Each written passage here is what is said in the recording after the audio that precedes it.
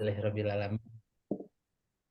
Nuruddin ya waddin wassalatu wassalamu ala asrofil anbiya'i wal mursalin wa ala alihi washabihi ajmain. Amma ba'du. Jelas segala puji bagi Allah yang sudah memberikan kenikmatan kepada kita ya Bapak Ibu semuanya. Kenikmatan iman, kenikmatan Islam, kenikmatan kita masih bisa sholat dengan nyaman gitu ya. Di masjid, di sajadah yang lembut gitu ya. Sementara saudara-saudara kita yang ada di Palestina di sana gitu ya, tepatnya di Gaza dan itu dan seluruh Palestina, bahkan mereka tidak ada tempat untuk tinggal gitu dan eh, kita harus mensyukurinya gitu ya. Entah ya mensyukuri kemerdekaan gitu kan, tapi juga mungkin buat saudara-saudara kita yang ada di Palestina, Bapak Ibu, mereka justru kemerdekaan ada di tangan mereka. Mereka sedang merdeka. Kenapa? Karena mereka yang bisa melawan gitu kan. Sementara dunia ini nggak ada yang mau melawan Israel kayak gitu seperti itu Zionis Israel. Jadi Bapak Ibu malam ini kita bakalan ngobrol ya tentang apa namanya situasi Gaza terkini. Nanti ada Bang Oday Ahraz. Dia salah satu kawan saya kebetulan asli dari Gaza. Cuman memang sudah semenjak pandemi ada di Indonesia gitu. Orang tuanya ada di Gaza, kakak adiknya juga ada apa adiknya juga ada di Gaza, tapi beliau sekarang menetap di Indonesia. Terakhir ketemu hari apa ya? Sekarang hari Senin. Nah, berarti hari Selasa, berarti Selasa minggu lalu ketemu sama beliau ngobrol situasi Gaza di sana kayak gimana gitu kan. Dan ternyata luar biasa, bahkan beliau itu pengen pergi, pengen pulang gitu, pengennya tuh pulang gitu. Kenapa? Karena di sana luar biasa gitu bagaimana beliau keluarga-keluarga di sana ya harapan beliau terhadap keluarga beliau gitu kan kondisi beliau di keluarga beliau kayak gimana terus keinginan beliau seperti apa gitu kan lebih dek walaupun misalkan di sana perang tapi beliau lebih tenang karena ada keluarga-keluarga eh, beliau gitu kan bisa langsung memantau dan segala macam gitu. Itu yang apa namanya yang membuat apa beliau itu bukan deg-degan sih nggak nyaman itu nggak tenang itu dengan situasi seperti ini tapi ya alhamdulillah istri beliau gitu ya menguatkan Oh, di suaminya sebelah ini. jangan sampai gitu kan eh, Bang Oday pulang ke Gaza tapi malah nggak bisa nggak bisa ngebantu Kata, saudara di Gaza jadi kan akan besar datang ke sana nggak bisa ngapa-ngapain terus tapi ya malah beliau ikutan entah itu mungkin perang atau kayak gimana gitu sementara di sini beliau bisa ngebangun bisnis dan alhamdulillah itu kan dari bisnisnya itu bisa ngebantu keluarga-keluarga beliau. Terakhir ya pas hari Selasa kemarin itu bertemu dengan beliau beliau menampung sekitar 60 pengungsi di rumahnya kayak gitu seperti itu. Jadi ketika 10 orang 60 orang itu di rumahnya maka yang otomatis yang harus dipenuhi keluarganya gitu ya makan dan segala macam ya 60 orang itu. Alhamdulillah Bang Oda ini beliau bisnis juga di sini gitu ya di Indonesia. Jadi ya penghasilannya juga besar itu kan dan bisa mengirim langsung bantuan-bantuan ke Gaza gitu. Nah itu nanti kita ngobrol nih kebetulan Bang Oday hari ini belum bisa, bukan malam malam ini masih dalam perjalanan. Nanti kita colek-colek terus ya. Beliau datang masuknya jam berapa. Nah saya sedikit ingin share video beliau ketika masih di Palestina. Ini menarik sekali. Start. Wih, Ustadz Arafat udah ada. Assalamualaikum Ustadz. Saya lagi lagi ini lagi scroll YouTube tentang Bang Oday gitu kan. Jadi beliau pernah ikutan perang juga di waktu itu Intifada berapa gitu. Nah, saya ingin memunculkan sedikit nih. Jadi beliau itu YouTuber, Bapak Ibu. Nah, ini udah ini. Dia lagi ikutan perang nih di belakang tuh. Yang ini nih. Oh, Masya Allah ya. Sebentar. Oke, bentar.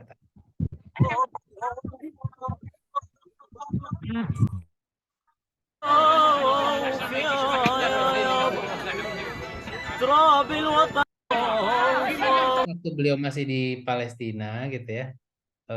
beliau ikutan ya perang di sana ya intifado biasalah lempar-lemparan batu gitu ya. Kalau kita mungkin di Indonesia lempar-lemparan batu sama sama STM dulu gitu. Ini mah sama Israel. Tawuran ya.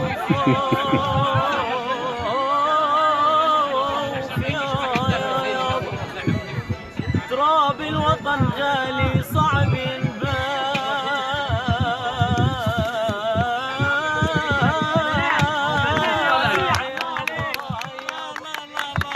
مثل الشمس مثل السماء مثل الشمس مثل السماء كيف ينباع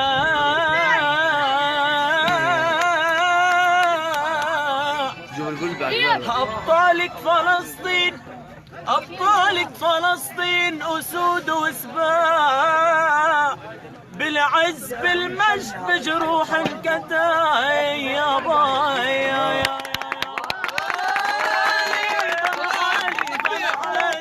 لا لا لا لا لا لا يا باي.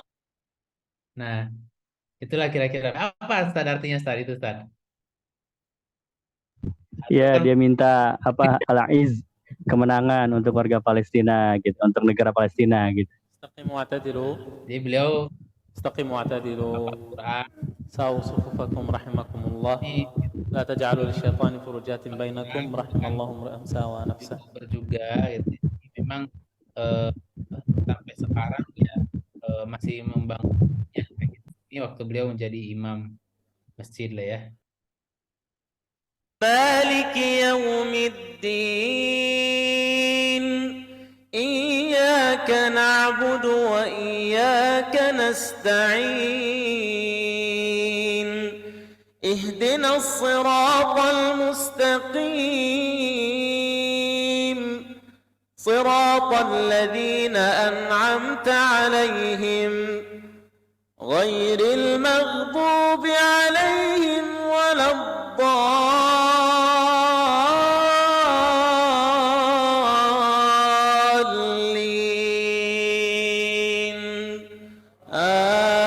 آمين. Kita dengerin dulu lah sebentar. بسم الله. سبحان الذي أسرى بعبده ليلا من المسجد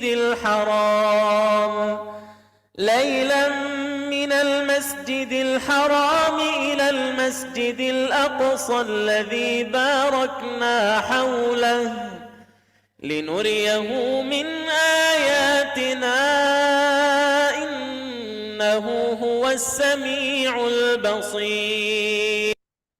Nah, kira-kira itulah sedikit profil Bang Oday Ahraz gitu ya. Jadi Bapak Ibu beliau ini saya sempat jadi bulan apa ya? Mungkin 3 atau 4 bulan lalu main ke rumahnya beliau di Solo di bareng istrinya orang Indonesia. Nah, beliau ini cerita tuh bagaimana dia akhirnya bisa keluar dari Gaza, Ustaz, dari Gaza gitu kan, dan di perbatasan Rafah ya, Mesir itu ya, perbatasan Rafah itu beliau nginap mungkin sampai 1 minggu kalau nggak salah, karena nggak bisa langsung keluar kan, harus menunggu keputusan-keputusan dan segala macam apa ininya gitu. Jadi dan jangan ngebayangin kita ketika akan keluar dari negara satu ke negara yang lain ada di situ ada imigrasi yang bagus dan segala macam gitu kan enggak gitu. Jadi di perbatasan Rafah itu sambil nunggu dia pakai tidur-tiduran itu pakai sendal kalau nggak salah sendal apa gitu kan kayak gitu. Dan itu beberapa hari kayak gitu sampai akhirnya dia awalnya pergi ke Indonesia ke Malaysia dulu ke Malaysia jadi imam masjid dan segala macam sampai akhirnya ketemu sampai akhirnya ke Indonesia dibawa sama salah satu asistennya Ustadz Ali Jaber almarhum gitu ya. Terus sampai akhirnya beliau yang terus berkeliling gitu kan sampai akhirnya ketemu dengan salah satu ahwat Cirebon, Cirebon Indonesia, ke Cirebon sih, Indonesia gitu. Dan sampai akhirnya menikah, bangun bisnis dan alhamdulillah bisnisnya itu berkembang pesat kayak gitu, seperti itu. Dan ya sekarang ya bisnisnya beliau yang menopang kehidupan keluarganya yang ada di Gaza. Sekarang ada 60 orang, sekitar 60 sampai 70 orang yang pengungsi gitu yang udah nggak ada rumahnya lagi, tinggal di rumahnya beliau dan ya beliau menafkahi bukan menafkahi ya apa ya menghidupi sekitar 60 orang gitu seperti itu. Oke, Ustad, sambil nunggu nih, Ane sekarang jadi moderator ya. Biasanya kan Ustad yang langsung ngomong. Ustad, saya Ya, tadi ngomong dulu satu. Aduh, saya minta hampura, maaf sekali nih baru bisa di sini lagi. biasa orang sibuk. Ustad, nah ngobrolin tentang Palestina Israel gitu ya. Ngobrolin tentang Zionis, sebenarnya kan ada tiga Zionis, Yahudi dan Israel. Itu kan tiga hal yang berbeda kayak gitu. Mungkin dari sisi Yahudi, Ustad. Sebenarnya Yahudi itu sendiri berawalnya seperti apa sih Ustadz? Akhirnya mengklaim bahwa Palestina adalah negara apa tanahnya mereka dan segala macam. Sebenarnya duluan yang mana sih Ustadz? Kalau misalkan kita ngobrolin silsilah Nabi Muhammad kan ujungnya akhirnya ke Nabi Ibrahim gitu. Nah, seperti itu. Nah, Ibrahim itu Nabi Ibrahim punya anak Ismail Ishak. Nah, Ismail itu apa? eh, akhirnya ke Nabi Muhammad kalau nggak salah itu Ishak itu ke orang-orang Yahudi. Nggak salah kayak gitu tadi ya pencerahan. Baik ya. Ini menarik ini ya. Jadi eh, Israel ya itu nama dari Nabi Yakub ya. Yakub bin Ishak bin Ibrahim. Ya, jadi Nabi Ishak punya anak Yakub, Nabi Yakub punya anak Yusuf, begitu kan. Nah, selain Yusuf juga saudara-saudara Yusuf itu yang di surat Yusuf itu kan banyak kan yang ikut apa membuang Nabi Allah Yusuf, kemudian punya adik juga yaitu Bunyamin. Bunyamin nggak ikut buang, nggak ikut ngebuang Nabi Yusuf. Itu juga anak-anaknya Ishak. Jadi Ishak ini bapaknya para nabi juga ya, karena ke bawah-bawahnya nanti banyak nabi itu. Ke bawah-bawahnya Ishak nanti banyak nabi. Nah, Nabi Allah Ishak ini yang pertama mendapat panggilan sebagai Israel. Ya, Israel itu bahasa Ibrani ya. Isra artinya hamba, El itu Tuhan, hamba Tuhan. Ya, kalau di Arab jadi Abdullah. Ya, jadi Israel itu nama lain dari Nabi Allah Ishak. Ya, jadi anak-anaknya Nabi Ishak namanya Bani Israel, begitu ya. Jadi Bani Israel itu secara umum adalah anak-anaknya Nabi Allah Ishak. Ya, Yusuf juga masuk ke bawahnya Yusuf ya, kemudian saudara Yusuf itu banyak ya. Ada Imran ya, Imran itu ke bawah nanti turun ke bawahnya punya anak cucu Nabi Musa, Nabi Harun ya kan. Kemudian juga ada Benyamin tadi adiknya Nabi Yusuf. Ke bawahnya itu turun nabi namanya Nabi Yunus ya kan. Kemudian juga ada Yahuda. Nah, ini ya, Yahuda bin Ishak. Oke. Yahuda itu ke bawahnya nanti turun nabi, Nabi Daud, Nabi Sulaiman, ya kan? Nabi Daud turun ke bawah anaknya Nabi Daud, Nabi Allah Sulaiman. Ya, Nabi Allah Sulaiman turun lagi ke bawah Nabi Allah Zakaria punya anak Nabi Allah Yahya. Nabi Zakaria itu menantu kepada Sayyidina Imran yang di surat Ali Imran. Sayyidina Imran itu punya anak Sayyidatuna Maryam.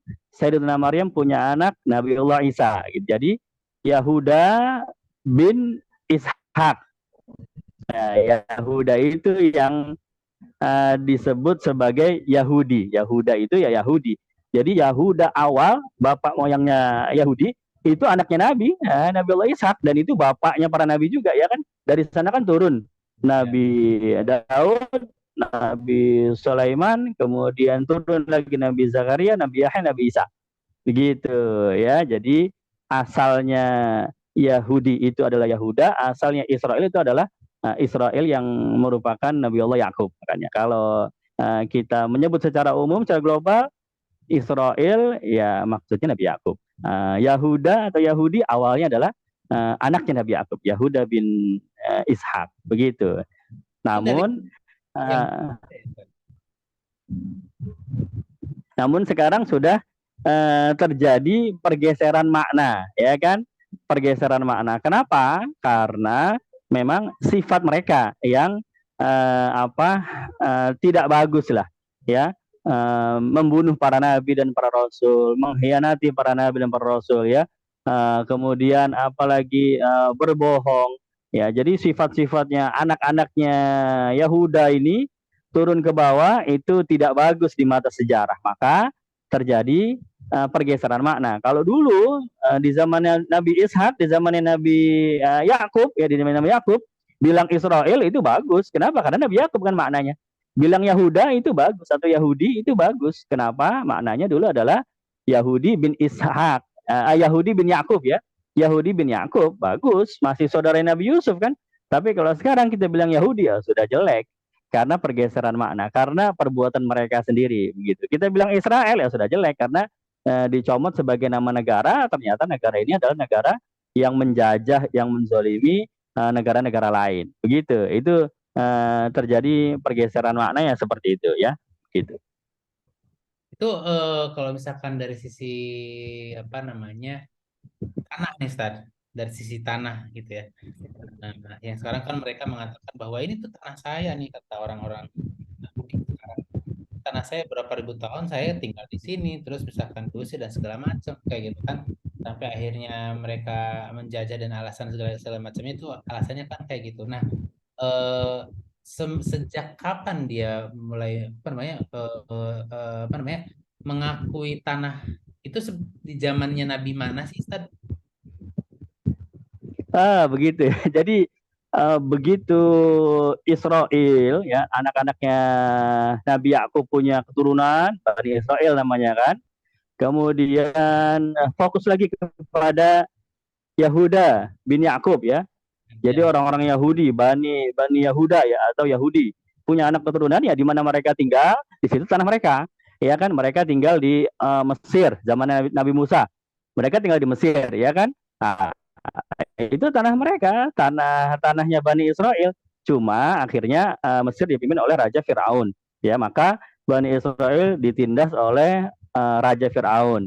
Kemudian Allah bantu tuh Bani Israel dengan turun Nabi Musa.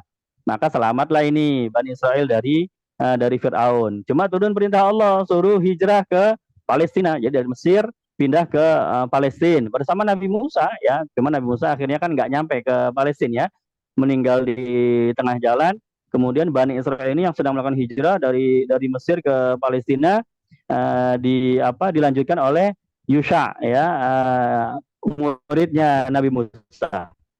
Mereka sampai ke Palestina ya. Mereka punya tanah ya, tanah Palestina ya, Bani Israel itu ya jadi orang Palestina begitu. Akhirnya di Mesir mereka pindah ke Palestina, di Palestina terus sampai zaman Kekaisaran Romawi ya, ketemu dengan Nabiullah Isa ya.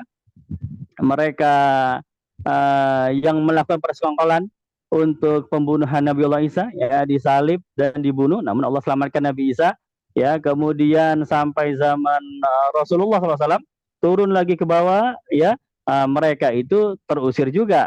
Jadi di mana tempat mereka itu selalu melakukan perbuatan onar sehingga mereka terusir gitu ya. Di Mesir ya terusir, di Palestina akhirnya banyak keonaran diusir. Palestina itu Syam ya, pindah ke Madinah, sebagian ada yang pindah ke Madinah. Begitu pindah ke Madinah, jadi Bani Israel itu banyak yang Yahudi ya. Yahudi itu banyak yang di Madinah ketika Rasulullah SAW hijrah ke Madinah ya ketemu sama Yahudi. Ya kan, Bani Nazir, Bani Qainuqa, Bani Quraiza, kemudian Bani Khaybar yang punya benteng itu Bani Khaybar. Itu kan Yahudi Madinah itu. Itu pelarian dari Syam karena Syam terusir. Ya, kenapa mereka terusir? Ya karena akhlak mereka yang sangat tidak bagus ya. Jadi di mana tempat mereka terusir ya. Ibaratnya ada orang ngontrak ya, dia ngontrak rumah, di rumahnya Pak Haji Soleh. Ya ternyata kontrakannya dipakai buat dugem, dipakai buat narkoba. Ya tadi diusir sama yang punya kontrakan. Ya, mereka pindah lagi ke kontrakannya Ibu Haji Aminah. Ya sama aja di situ akhirnya terusir juga begitu ya. Karena terus diusir terus sampai zaman Rasulullah SAW pun mereka dikasih aman itu, dikasih ruang sama Rasulullah. Ada perjanjian Madinah namanya kan. Nabi hijrah ke Madinah, Nabi bersikap aman, damai kepada orang Madinah, artinya orang Yahudi juga termasuk ya. Ya, orang Yahudi juga aman damai kepada Nabi. Cuma mereka melanggar perjanjian. Ya itu karena sifat mereka sudah watak aslinya, ya kan? Bani Quraisyah itu melanggar perjanjian ketika perang Khandaq, ya kan? Bani Khaybar itu yang meracuni Nabi, ya kan? Jadi aslinya kan itu harusnya kan mereka itu enak ya, sudah dikasih ruang, ya sudah apa dikasih aman. Malah mereka melanggar perjanjian. Terusir lagi mereka dari Madinah, begitu. Jadi memang orang yang suka ngontrak ya kontraktor ini nyari kontrakan kemana-mana diusir-usir ya mereka nggak punya tanah akhirnya ya kan. Nah karena nggak punya tanah barulah di akhir tahun 1800-an masih ada kekhalifahan Islam ya, masih ada kekhalifahan terakhir itu ya, Khalifah Utsmaniyah terakhir. Ya, ya. Mereka baru mereka itu baru mencetuskan ide kita ini capek jadi kontrakan ya, nyari kontrakan terus. Udahlah kita punya rumah satu. Ya, posisinya di mana? Ya di Palestina begitu. Maka mereka membuat negara kecil namanya Israel ya. Itu pun tidak diakui oleh kekhalifahan Islam ya. Khalifah Islam pada waktu itu Sultan Mahmud II ya. Khalifah terakhir itu. Mereka datang kepada khalifah, kami bangsa Yahudi pengen punya tanah ya. Khalifah tahu ini orang ya ngontrak aja dia udah sengkek gitu ya, apalagi punya tanah gitu ya. Dia ngontrak aja bikin onar, apalagi punya tanah gitu ya. Padahal mereka itu bawa 3 peti emas.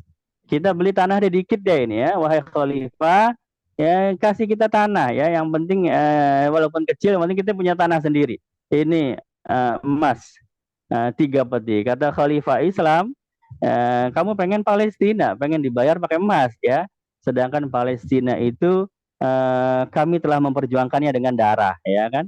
Apa yang sudah diperjuangkan dengan darah tidak bisa dibeli dengan emas. Itu kalimat yang sangat fenomenal ya dari Sultan Mahmud II. Akhirnya ya sudah mereka menyimpan dendam dengan Khalifah Islam. Ya, salah satu keruntuhan Khalifah Islamnya itu dengan sebab ada Yahudi campur tangan di sana. Ya, kalau Khalifah runtuh, maka mereka punya negara. Akhirnya Khalifah runtuh juga tuh ya. Turki Utsmaniyah terakhir habis nggak punya kekhalifahan Islam, maka mereka dengan leluasa bikin negara kecil di satu bagian dari Palestina ya. Palestina waktu itu berarti tahun 1948 ya, awal-awal mereka masuk ke Palestina itu 1948, berarti kurang lebih negara Indonesia merdeka lebih 3 tahun berarti ya. Nggak lama lah setelah negara Indonesia merdeka, mereka justru baru mulai dijajah itu. Ya, kebalikannya. Kita mulai merdeka, mereka mulai dijajah. Ya. Nah, mereka negara kecil. Dapat wilayah, ibaratnya kita sebut aja satu kota madya lah. Ya. Satu kota madya. Ibaratnya kecil sekali lah. Ya. Satu kecamatan lah, gitu kita bilang ya. Tapi mereka merembet begitu ya, mencaplok sampai Palestina itu sampai habis lebih dari 85%. Ya, kalau saya lihat di peta Palestina sebelum Israel datang itu 27.000 ya kilometer persegi. Itu kalau Jakarta kan 7.000 ya, Kang Tendi ya. Berarti berapa kali Jakarta? 4 kali ya. 4 kalinya provinsi Jakarta. Awal mula negara Palestina, belum ada Israel masuk gitu ya. Awal mula negara Palestina itu 4 kalinya provinsi DKI Jakarta, kurang lebih lah ya. Kemudian masuklah dia itu 1948 ya. Masuk tahun 1948 pengen menjajah, bukan menjajah doang, merebut tanahnya ya. Kalau menjajah itu cuma ngerebut hasil bumi ya. Coba Belanda jajah kita, Jepang menjajah kita, itu ngapain ngejajahnya?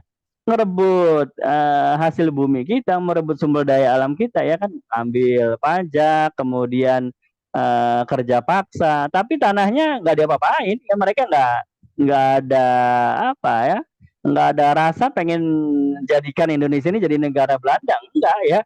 Nggak ada gerakan orang Cirebon semuanya harus keluar dari Cirebon karena mau dijadikan bagian dari wilayah Belanda, nggak ada.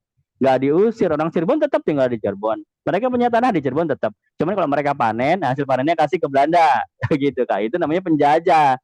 Ngambil hasil bumi, ya, ngambil sumber daya alam, gitu, ya kan? Nah, kalau Israel Beda, mereka bukan menjajah, mereka mencaplok. Ya, orang Cirebon semuanya keluar. Kenapa? Karena Cirebon ini mau dijadikan negara Israel. Wah, sudah keluar. Sudah dapat Cirebon, ngerembet ke Tegal, ngerembet ke Brebes, ngerembet ke Jawa Tengah, begitu ya. Maka lama-lama habis sudah Palestina. Jadi yang awalnya tadi 4 kali kota provinsi Jakarta, 4 kalinya provinsi Jakarta, itu lama-lama habis, tinggal 1 kalinya provinsi Jakarta. Tahun berapa ya? Tahun 2020 mungkin ya. Tahun 2020 itu mungkin sudah tinggal 1 kalinya, 6.000 kilometer persegi. Jakarta kan 7.000. Ya, sudah mirip-mirip lah. Jadi 75% sudah hilang itu ya.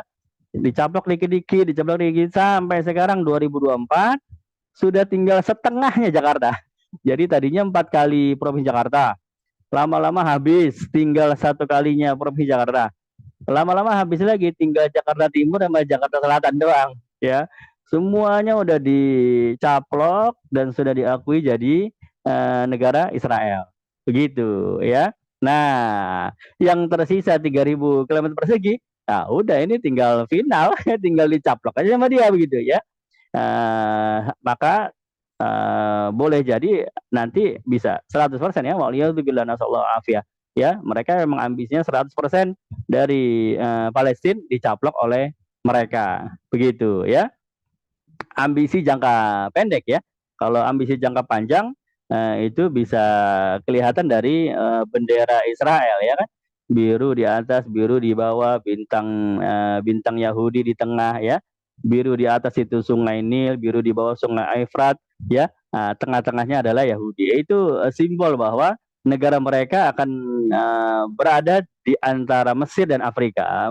Sungai ini kan di Mesir ya, Sungai Efrat di Afrika. Terus jadi lebih dari Palestina target mereka begitu ya. Dan kenapa begitu? Karena mereka pendendam, ya kan? Mereka menyimpan dendam. Negara-negara mana dulu yang pernah mengusir kakek moyang mereka, sekarang mereka akan kembali mengusir negara tersebut ya, walaupun salah mereka diusir ya kan, termasuk Madinah. Pertama kali Israel dibentuk, presiden pertama negara Israel itu kan sudah mengatakan ya, kami mencium bau kakek moyang kami di kota Madinah gitu ya. Itu isyarat bahwa ada dendam terselip. Dulu kakek moyang mereka diusir oleh Rasulullah di Madinah, maka mereka juga punya ambisi kelak mereka akan mengusir juga kaum muslimin dari Madinah gitu ya. Allah alam bisa, walaupun tidak mungkin kejadian ya. Allah selalu melindungi daripada kaum muslimin. Tapi ya itu sifat mereka tuh seperti itu ya, ambisius, menyimpan dendam dan pengen membalaskan dendam tersebut begitu. Gitu ya. Oh, panjang nih ceritanya sebenarnya. Bukan cerita sejarah. Kalau cerita itu kan fiksi ya. Jadi Iya. kalau misalkan kita ngobrolin apa namanya tadi ya, zamannya Nabi Ibrahim, Nabi Ismail, terus Nabi Ishak. Nabi Ishak punya anak Nabi Yakub. Nabi Yakub itu punya anak dari istri yang keberapa gitu kan. Istri Nabi Yakub itu kalau nggak salah kata Ustadz Hadi Hidayat itu ada 4 sebenarnya Ustadz. Jadi yang 2 itu yang terkenal itu kan yang ngelahirin Yamin sama Yusuf gitu ya. Sama yang si ke sininya ya tadi ya Yehuda dan segala macam. Nah, Ustadz, apa namanya kalau misalnya kita ngelihat seperti tadi kan teman-teman kita udah lihat itu bahwa bangsa eh, Yahudi ini ya, karena Yahudi bangsa kan ya, bangsa agama gitu. Karena nggak semua orang bisa bisa masuk ke circle-nya mereka, ke sistemnya mereka gitu kan. Itu keturunan. Maksudnya jelas nggak sih? Suara saya Jelas, jelas. ya.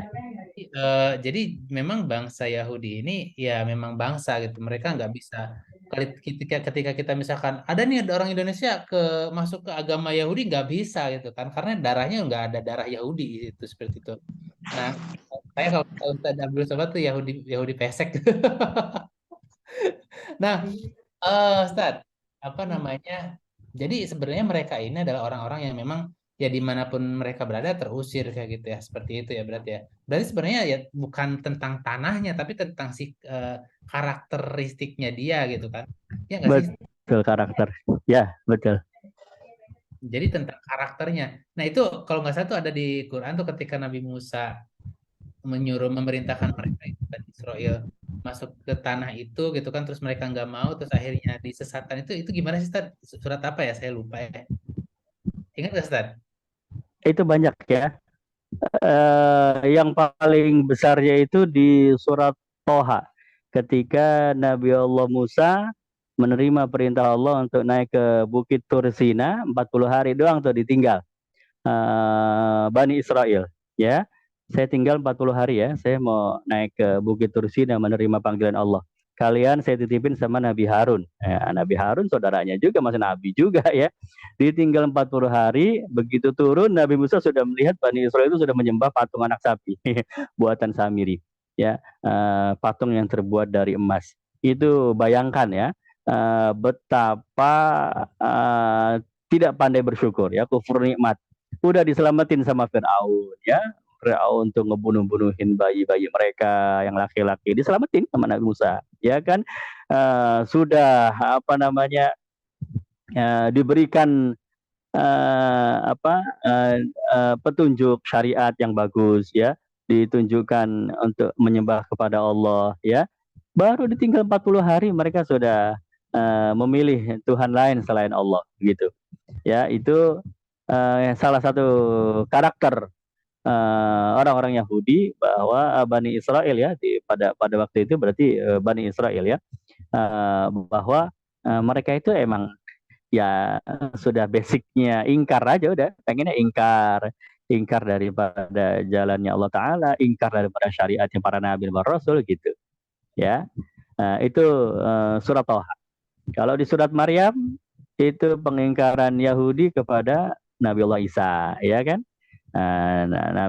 Sayyidatuna Maryam difitnah sama Yahudi ya kan.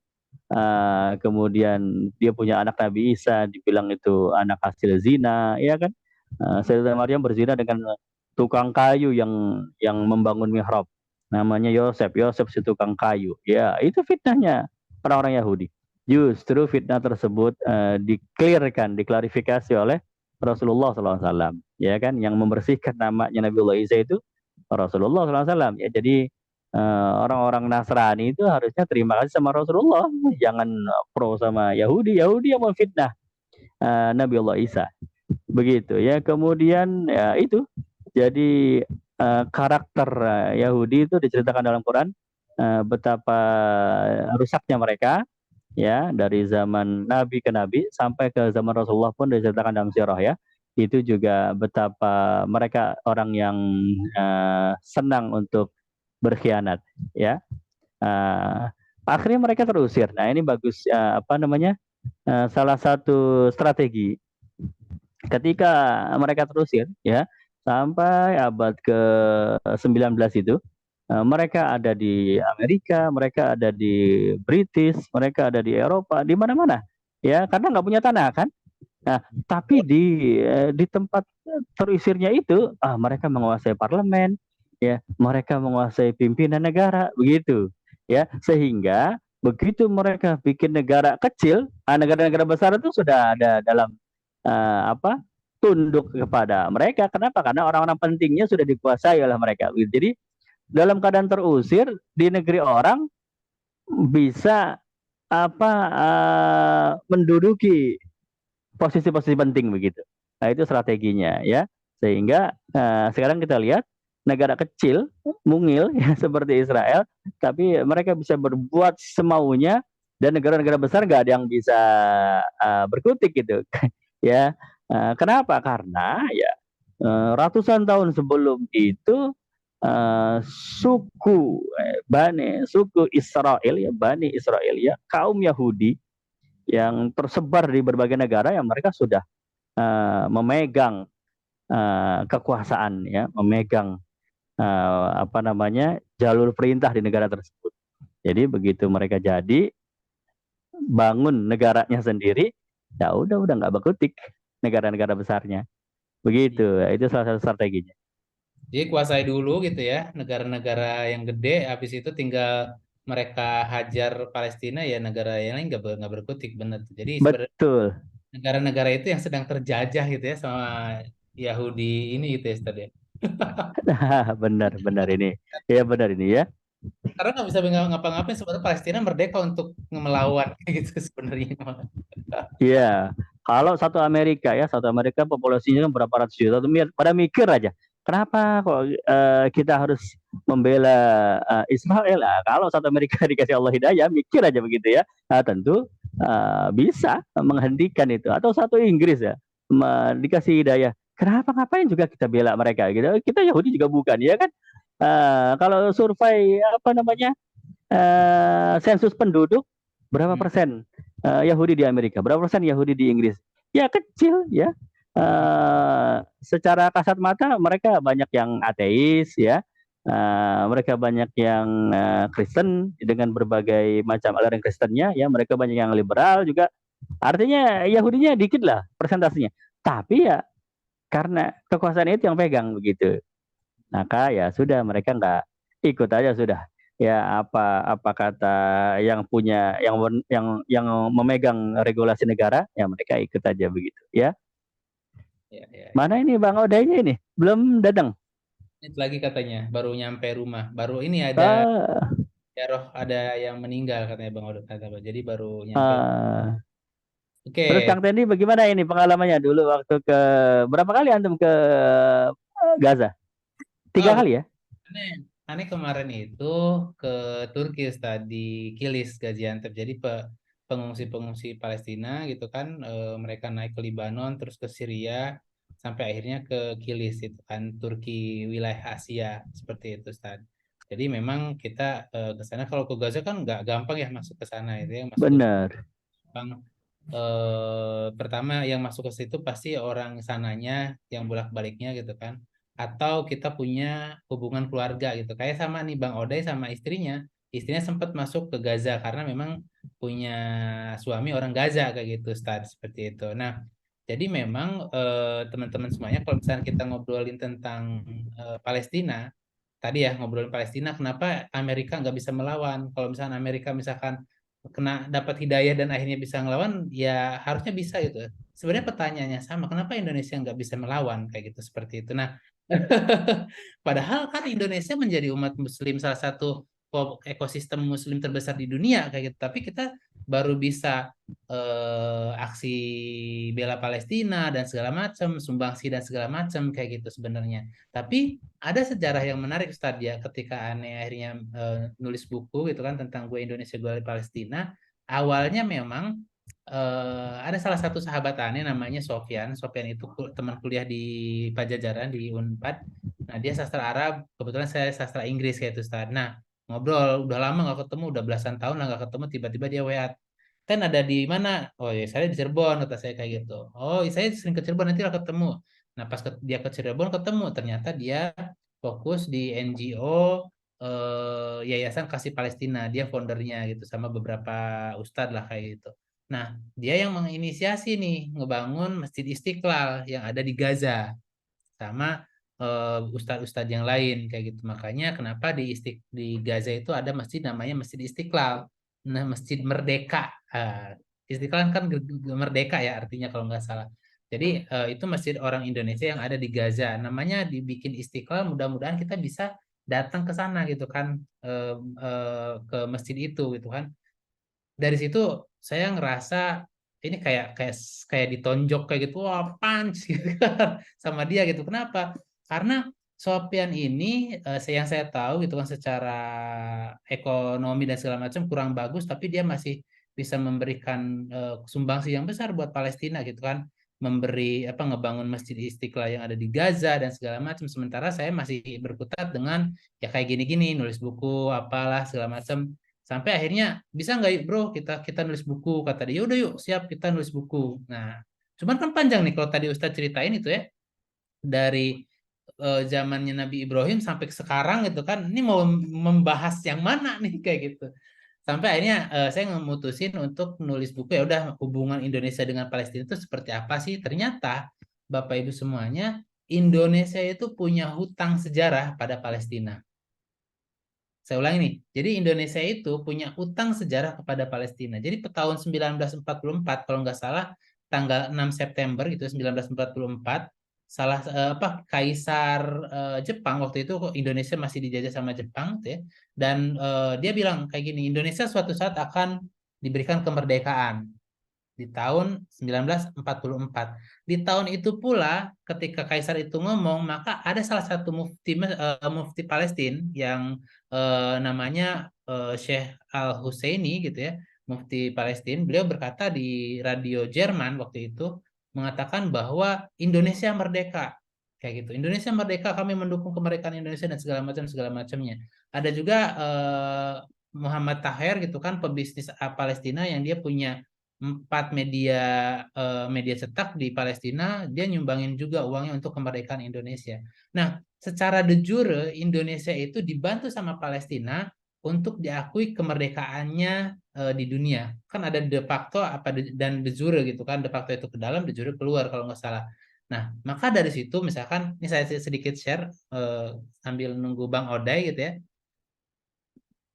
Nah, ini waktu kita coba datang ke pengungsian Palestina gitu ya. Nah, ini Masjid Istiqlal yang ada di Gaza dan kemarin terakhir kita kita dapat informasi masjid ini pecah-pecah kacanya. Bang Oday sudah masuk nih. Nanti kita siap Bang Oday sudah masuk ya. Bang Oday, Assalamualaikum Bang Oday. Assalamualaikum Bang. Halo.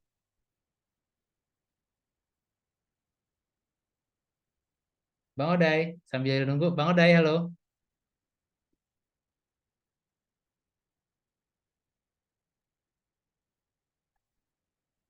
Oh, belum ada nih. Bentar, saya ini Pak ya, kata dia sudah masuk.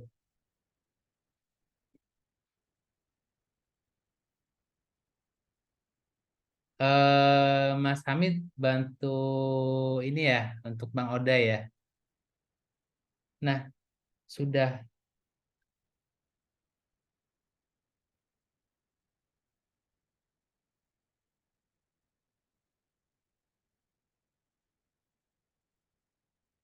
Halo Bang Oday. Katanya sudah tapi belum ada suaranya nih. Bang Oday. Assalamualaikum.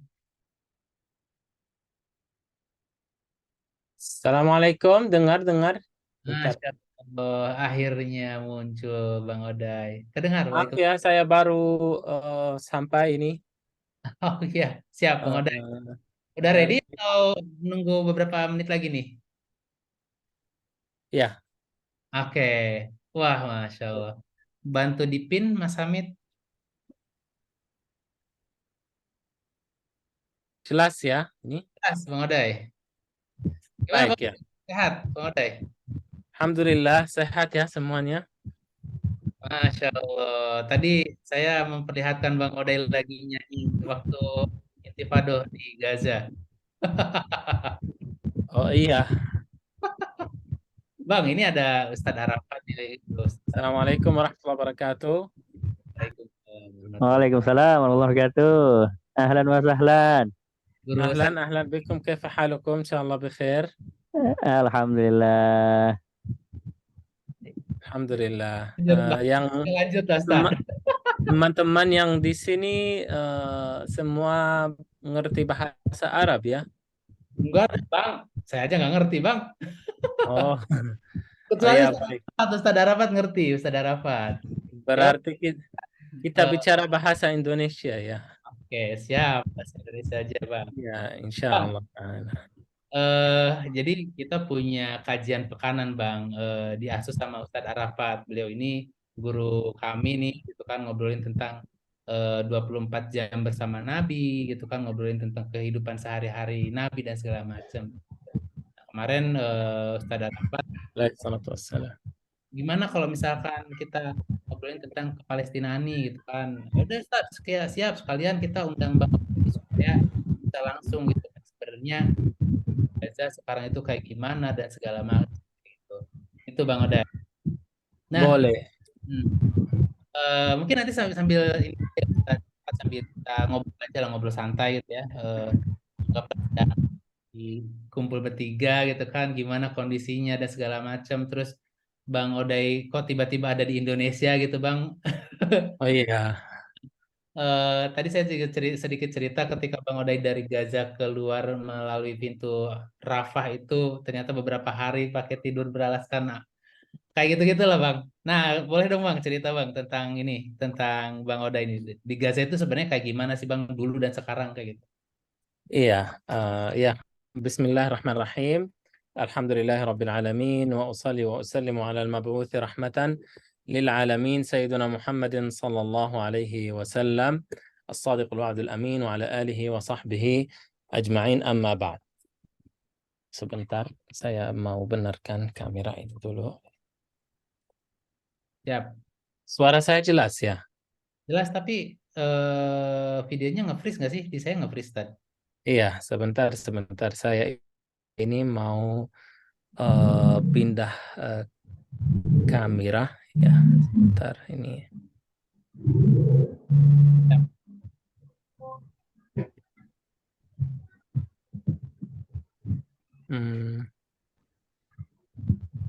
Nah, dah. Gini sudah jelas ya? Oke, baik. Pertama saya kenal ya, saya perkenalan dulu ya. Saya Odai Al-Akhras dari Palestina, usia 26 tahun, alhamdulillah, dan sudah tinggal di Indonesia sudah sekitar 5 tahun, ya alhamdulillah, dan sudah berkeluarga di sini, sudah punya istri.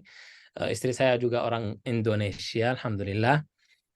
Saya lahir memang di Gaza di Palestina ya. Saya lahir di sana dan masa kecil saya semua di sana sampai umur 21 tahun dan alhamdulillah kali terakhir sudah menuju ke Gaza bulan bulan Maret lalu ya. Saya 2023. menuju ke Gaza setelah 4 tahun berpisah sama negeri saya tercinta ya. Dan alhamdulillah orang tua saya masih ada di sana dan keluarga saya semuanya. Saya bisa ini ke Indonesia karena ya qadarullah. Jadi pertama itu saya tidak punya rencana untuk tinggal di Indonesia di sini. Tetapi Allah Azza wa Jalla mentakdirkan saya bisa tinggal di Indonesia dan bisa belajar bahasa Indonesia dan sudah menikah dengan orang Indonesia, alhamdulillah. Jadi waktu awal singkat aja ya, waktu awal saya menuju ke Indonesia itu karena memang saya diundang oleh komunitas ya atau yayasan untuk menjadi imam di salat tarawih di Indonesia. Itu 2019. Dan setelah beberapa bulan setelah akad saya sudah selesai sama mereka, saya sudah finish kerja ya, sudah selesai. Jadi mau pulang ke Palestina tidak bisa karena jalur Rafah akses antara Gaza dan seluruh dunia ini sudah ditutup. Jadi saya tidak bisa tidak bisa kembali lagi ke Palestina karena tidak akses gitu. Kalau saya misalkan menuju ke bandara mau berangkat ke Mesir, saya tidak akan terima gitu, tidak akan naikkan ke pesawat gitu. Kenapa? Karena pasti mereka cek di bandara nanti bahwa jalur Rafah buka enggak dulu gitu. Kalau buka, boleh saya berangkat pulang ke Gaza. Tapi kalau masih tutup, saya tidak boleh ya. Jadi akhirnya misalkan kalau sudah pesan tiket pesawat sudah hilang gitu tiketnya, nggak bisa. Makanya akhirnya saya memutuskan atau ya enggak memang dipaksa saya bahwa harus stay di Indonesia gitu. Saya alhamdulillah setelah 3 bulan mencari visa dan ada yang namanya Ustadz Salim membantu saya untuk buat visa untuk bisa tinggal di Indonesia, ya KITAS namanya ya, izin tinggal ya. Dan alhamdulillah beberapa bulan kemudian sudah memang tidak bisa kembali ke Palestina karena COVID. Jadi dua hal ini, jalur Rafah sama COVID-19 gitu. Di akhir tahun 2019 kan COVID-19 pandemik, nggak bisa kemana-mana gitu. Jadi saya memutuskan bahwa insya Allah mau tinggal di Indonesia dan belajar bahasa Indonesia, kenalan sama sahabat-sahabat yang di Indonesia, dan saya sangat betah alhamdulillah di Indonesia karena orang Indonesia masya Allah luar biasa dan memuliakan orang Palestina, bahkan semua tamu dari seluruh dunia mereka senang di Indonesia ya, termasuk saya. Dan saya menganggap Indonesia itu adalah saudara saya dan saudara dengan saudara kita yang di Palestina insya Allah ta'ala. Makanya saya sangat nyaman di sini dan sangat berterima kasih ya kepada seluruh rakyat Indonesia dan ya semuanya ya. Jadi selama 4 atau 5 tahun ini saya ini selalu ikut berita dari Palestina ya teman-teman, dan selalu juga buka live. Kalau sekarang ya lebih tidak bisa tenang ya karena memang kondisinya sudah perang besar ya. Jadi saya 24 jam itu buka Al Jazeera untuk mengupdatekan informasi 24 jam di sana. Kondisinya saat ini teman-teman di Palestina sebenarnya kita harus tahu bahwa perang ini tidak mulai tanggal 7 Oktober ya. Perang ini antara orang Palestina dan orang Zionis yang lagi menjajah Palestina itu sudah mulai dari waktu 75 tahun yang lalu saat Israel menjajah Palestina. Jadi kita harus tahu ya teman-teman, karena sekarang banyak fitnah, banyak orang yang ngomong, oh ya Hamas yang menyerangkan Israel, makanya sekarang Israel balas. Ngapain Hamas melakukan itu? Ngapain orang Palestina menyerangkan Israel? Karena kekuatannya nggak sama, Israel pasti balas. Itu tidak boleh kita ngomong seperti ini. Kenapa? Karena orang yang ngomong seperti ini dia lupa bahwa Israel menjajah Palestina sudah 75 tahun yang lalu. Itu dia dihapuskan gitu kan. Nggak bisa begitu. Kan dari 75 tahun ini Israel membunuh saudara kita di Palestina setiap hari. Mengusir saudara-saudara kita setiap hari. Menangkap orang-orang Palestina juga dari 75 tahun setiap hari itu terjadi. Jadi yang terjadi tanggal 7 Oktober itu masih di dalam kalau saya bilang itu apa ya, di dalam posisi orang Palestina lagi membela diri sendiri walaupun dia Hamas hajar memang atas perbatasan antara Gaza dan Israel, tapi itu namanya membela ya, bukan hajar tapi membela, tapi caranya hajar. Memang tentara ini Hamas ya, tentara Al-Qassam ini hajar atas Israel, membunuh tentara Israel. Tapi itu termasuk ya, kita lagi membela diri. Kenapa? Karena mereka selama 75 tahun lagi membunuh kita ya. Jadi ada kesempatan tanggal 7 Oktober untuk kita membalas mereka ya. Dan itu masih kalau saya bilang satu tetes dari laut apa yang Israel itu melakukan terhadap saudara kita di Palestina. Bukan hanya itu saja, tetapi yang terjadi tanggal 7 Oktober itu banyak ada hikmah yang kita bisa ambil dari situ.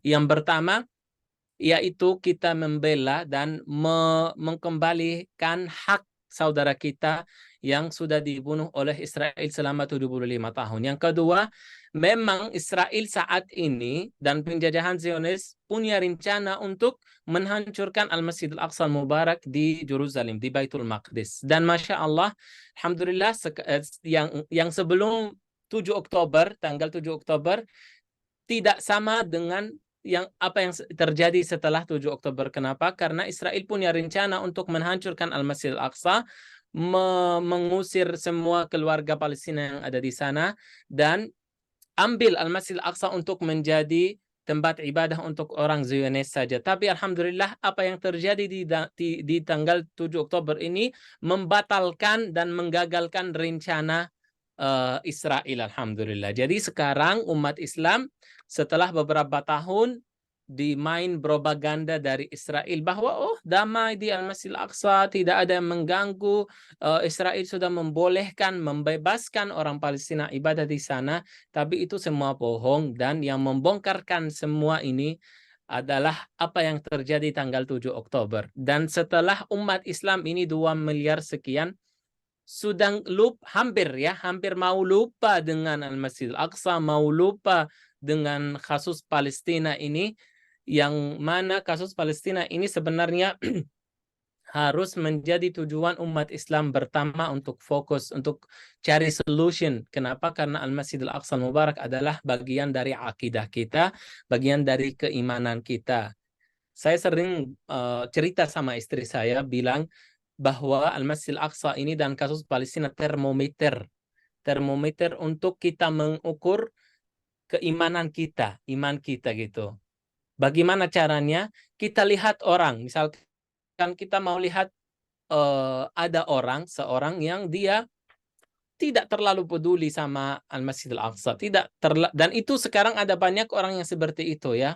Di Arab, di Saudi, di banyak negara juga ya, di Saudi, di Emirat, di beberapa negara, di Mesir juga. Jadi ada beberapa orang Muslim ya, di KTP saja Muslim ya, yang membela Zionis dan membela Israel, dan dia tidak ngerti apa-apa tentang Palestina. Jadi walaupun di KTP namanya Muslim, tapi kenyataannya tidak.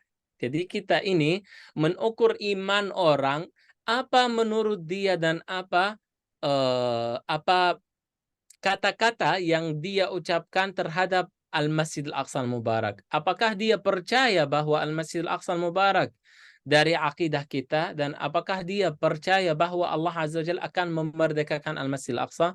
Apakah orang ini percaya bahwa orang Palestina itu hak dan orang Zionis batil? Tidak gitu. Jadi yang terjadi sekarang, banyak orang Muslim ya Zionis gitu, kalau saya bilang Zionis. Kenapa? Karena mereka membela Israel dan memberikan alasan untuk Israel supaya Israel bisa semakin membunuh dan semakin menghancurkan rumah-rumah yang ada di Gaza. Jadi Al-Masjidil Aqsa, teman-teman, kita harus tahu bahwa Al-Masjidil Aqsa adalah kiblat umat Islam yang pertama. Dan yang kedua, Al-Masjidil Aqsa Al-Mubarak tempat Isra dan Mi'raj. Jadi Rasulullah SAW berjalan dari Mekah. Allah Azza wa Jalla berfirman di dalam Al-Quran Al-Karim di surat Al-Isra ayat 1, ayat pertama, A'udzu billahi minasyaitonir rajim. Bismillahirrahmanirrahim. Subhanalladzi asra bi'abdihi laylan minal masjidil haram. ليلا من المسجد الحرام إلى المسجد الأقصى الذي باركنا حوله لنريه من آياتنا إنه هو السميع البصير صدق الله العظيم. Allah Azza wa Jalla berjalankan Muhammad SAW, Nabi kita tercinta, dari Mekah ke Al-Masjidil Aqsa Mubarak. Kemudian Rasulullah naik ke Sidratul Muntaha. Kemudian Rasulullah turun dari Sidratul Muntaha ke Al-Masjidil Aqsa, sekali lagi transit ya teman-teman. Habis itu dari Al-Masjidil Aqsa ini ke Makkah. Jadi 2 kali Rasulullah SAW turun di Al-Masjidil Aqsa Al-Mubarak. Kenapa? Mungkin ada orang yang bertanya, kenapa ke Al-Masjidil Aqsa jauh-jauh? Yaitu pesan dari Allah Subhanahu wa taala kepada umat Islam bahwa Al-Masjidil Aqsa Al-Mubarak, masjidku, itu tempat yang suci, tempat yang menjadi kiblat umat pertama, adalah tempat bagian dari akidah kalian ya, umat Islam ini.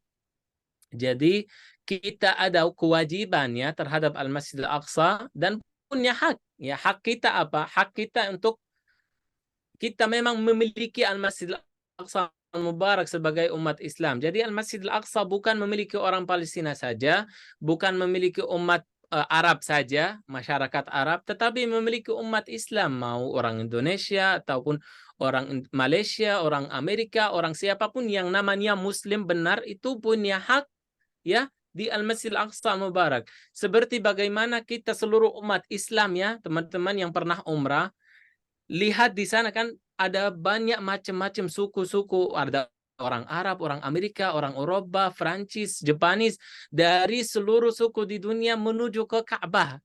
Karena dia namanya Muslim ya, bukan tergantung nationality-nya, bukan tergantung paspornya. Tetapi dia namanya Muslim, dia berhak untuk melakukan umrah, melakukan tawaf, melakukan ibadah, menuju ke Madinah dan Makkah. Karena dia punya hak untuk menuju ke sana. Al-Masjidil Haram dan Masjid Nabawi itu memiliki seluruh umat Islam. Begitu juga Al-Masjidil Aqsa Al-Mubarak. Apalagi Al-Masjidil Aqsa Al-Mubarak sekarang lagi dijajah dan dikuasai oleh orang Zionis. Jadi kita ada kewajiban untuk memerdekakan Al-Masjidil Aqsa Al-Mubarak dan membela saudara-saudara kita yang ada di Al-Masjidil Aqsa. Dan kita harus ingat ya, bahwa Allah Subhanahu wa Ta'ala akan bertanya kepada semua manusia. Yang paling penting orang Muslim, Allah Azza wa Jalla akan bertanya, apa yang kamu sudah melakukan untuk masjidku Al-Masjidil Aqsa Al-Mubarak? Apa jawaban kita nanti di hari kiamat saat kita datang kepada Allah Subhanahu wa Ta'ala untuk bertanya kita, ya, kita harus siap apa yang kita buat untuk Al-Masjidil Aqsa terhadap kita saudara kita yang ada di sana, yang mereka mewakili dari kita untuk menjaga Al-Masjidil Aqsa. Dan mungkin ada orang yang bertanya, apa yang saya bisa melakukan untuk Masjidil Aqsa Mubarak ya? Sebenarnya umat Islam sekarang karena memang tidak bersatu ya. Kalau saya ngomongin umat Islam, kita harus ingat bahwa pemerintah umat Islam sekarang di dunia ini yang tidak bersatu. Kalau masyarakat umat Islam, insya Allah itu semua selalu bersatu ya. Termasuk di Arab, umat Islam di sana dan umat Arab itu, Masya Allah bersatu. Cuman yaitu yang punya otoritas, raja-raja dan presiden pemimpinan yang ada di sana itu yang tidak lurus. Mereka yang punya hubungan diplomatik bersama Amerika dan bersama Zionis gitu. Jadi akhirnya terbatas apa yang kita bisa melakukan terhadap saudara kita di Palestina. Tetapi kita ada cara-cara yang lain, yaitu doa. Kita bisa doakan untuk saudara kita di Palestina setiap hari, setiap salat, mengingatkan mereka. Yang kedua, kita bisa berdonasi ya sesuai kemampuan kita, sesuai apa yang kita bisa berikan ya. Karena kita sebenarnya yang butuh bantu mereka, bukan mereka saudara kita yang di Palestina yang butuh bantuan kita ya. Kita harus ingat itu. Apalagi saat ini teman-teman, benar itu bantuan tidak bisa masuk ke Gaza.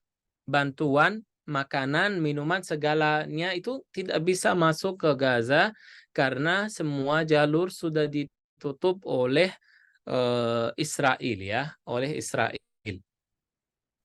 Dan mereka sekarang butuh doa kita ya.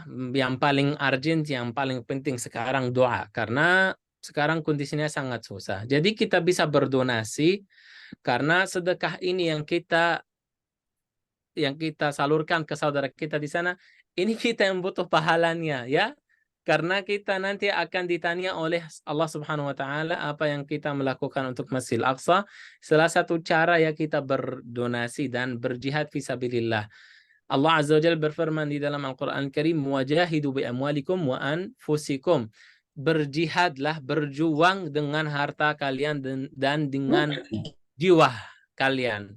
Saudara kita di Palestina, mereka setiap hari berjihad fisabilillah ya, berjuang fisabilillah dengan jiwanya, dan kita semuanya sudah nonton di TV, di sosial media, semuanya bagaimana setiap hari ada ratusan syahid, dan sampai sekarang angkanya sudah sekitar 10.000 syahid. Antaranya ada 4.000 syahid dari anak-anak kecil dan 3.000 perempuan ya.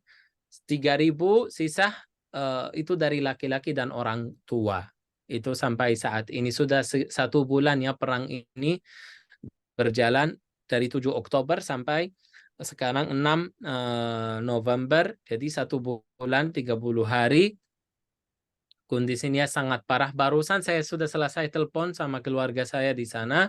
Setelah 3 hari saya tidak bisa komunikasi ya. 3 hari barusan alhamdulillah saya telepon diangkat oleh ayah dan ibu saya. Dan Masya Allah saya sedih banget ya mendengar berita yang ada di sana. Sekarang sudah semuanya menipis, makanan, minuman, air bersih itu sudah nggak ada. Semua sekarang minum air yang kotor ya, yang polusi dari laut juga, dan itu belum tentu ada juga katanya. Terigu untuk bikin roti itu sudah menipis banget dan harganya sangat naik katanya ayah saya. Dan sembako, semua bahan-bahan makanan itu sudah sangat menipis karena benar-benar di-close, ditutup oleh Israel. Makanan, minuman diputus, listrik juga nggak ada katanya. 30 hari ini nggak ada listrik sama sekali. Nggak ada listrik sama sekali dan katanya kita rindu banget gimana rasanya ada listrik gitu. Walaupun 1 menit aja gitu, kata adik saya barusan gitu.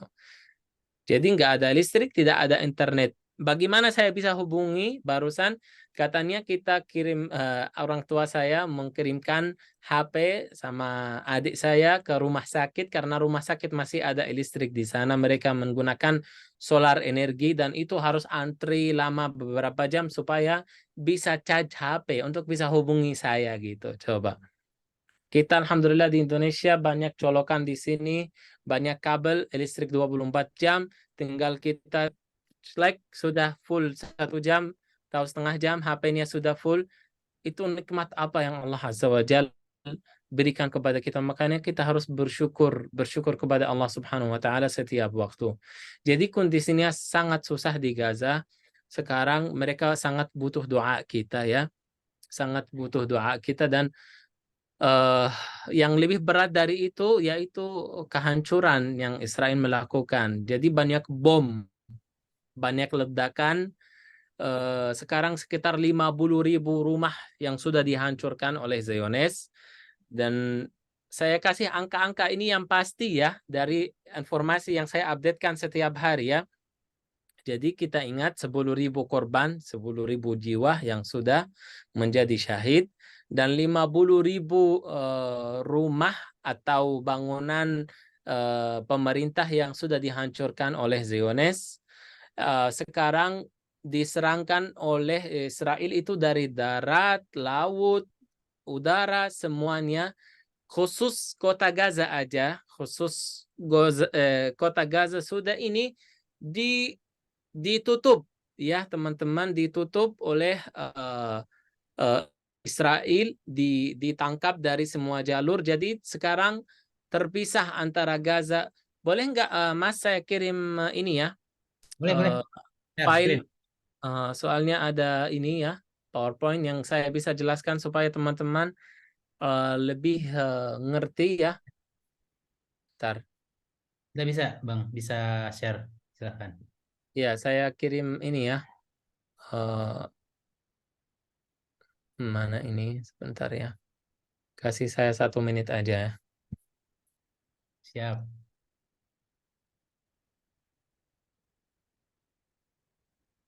Kondisinya luar biasa ya. Sampai langsung nggak bisa ngomong apa-apa saya. Iya, dan semoga ngerti ya kata-kata saya karena saya juga masih belajar bahasa Indonesia ya. Ini di mana ya presentasinya? Teman-teman sambil nunggu Bang Oday ya, siapkan mungkin pertanyaan-pertanyaan yang ingin teman-teman tanyakan ya ke Bang Oday gitu ya tentang Palestina, tentang Gaza mungkin ya apapun ya tentang Palestina. Karena ini sumbernya langsung dari apa Gazanya langsung.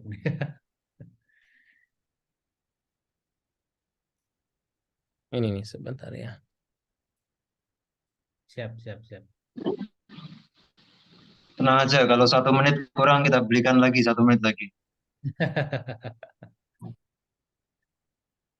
Soalnya kemarin saya download tapi sekarang kok hilangnya.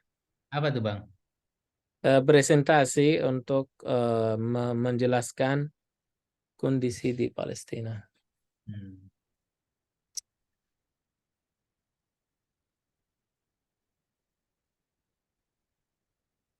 Oke, kita lanjut sebentar ya sambil menunggu ini. Saya minta sama admin untuk kirim lagi ke saya ya. Saya kirim foto-foto aja dulu ya, Mas. Ya, siap. Sudah bisa share kan Bang? Ya, ini saya kirim lewat WA ya. Oh, oke, siap, siap. Berarti dari saya nanti saya share ya. Ya, ini 1, 2.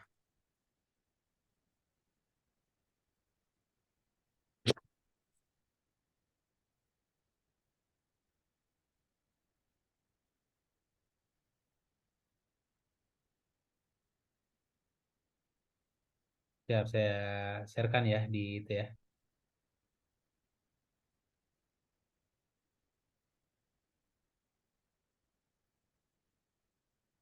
Ya, oke. Bisa nggak, Mas? Nah, ini lagi dibuka dulu bentar.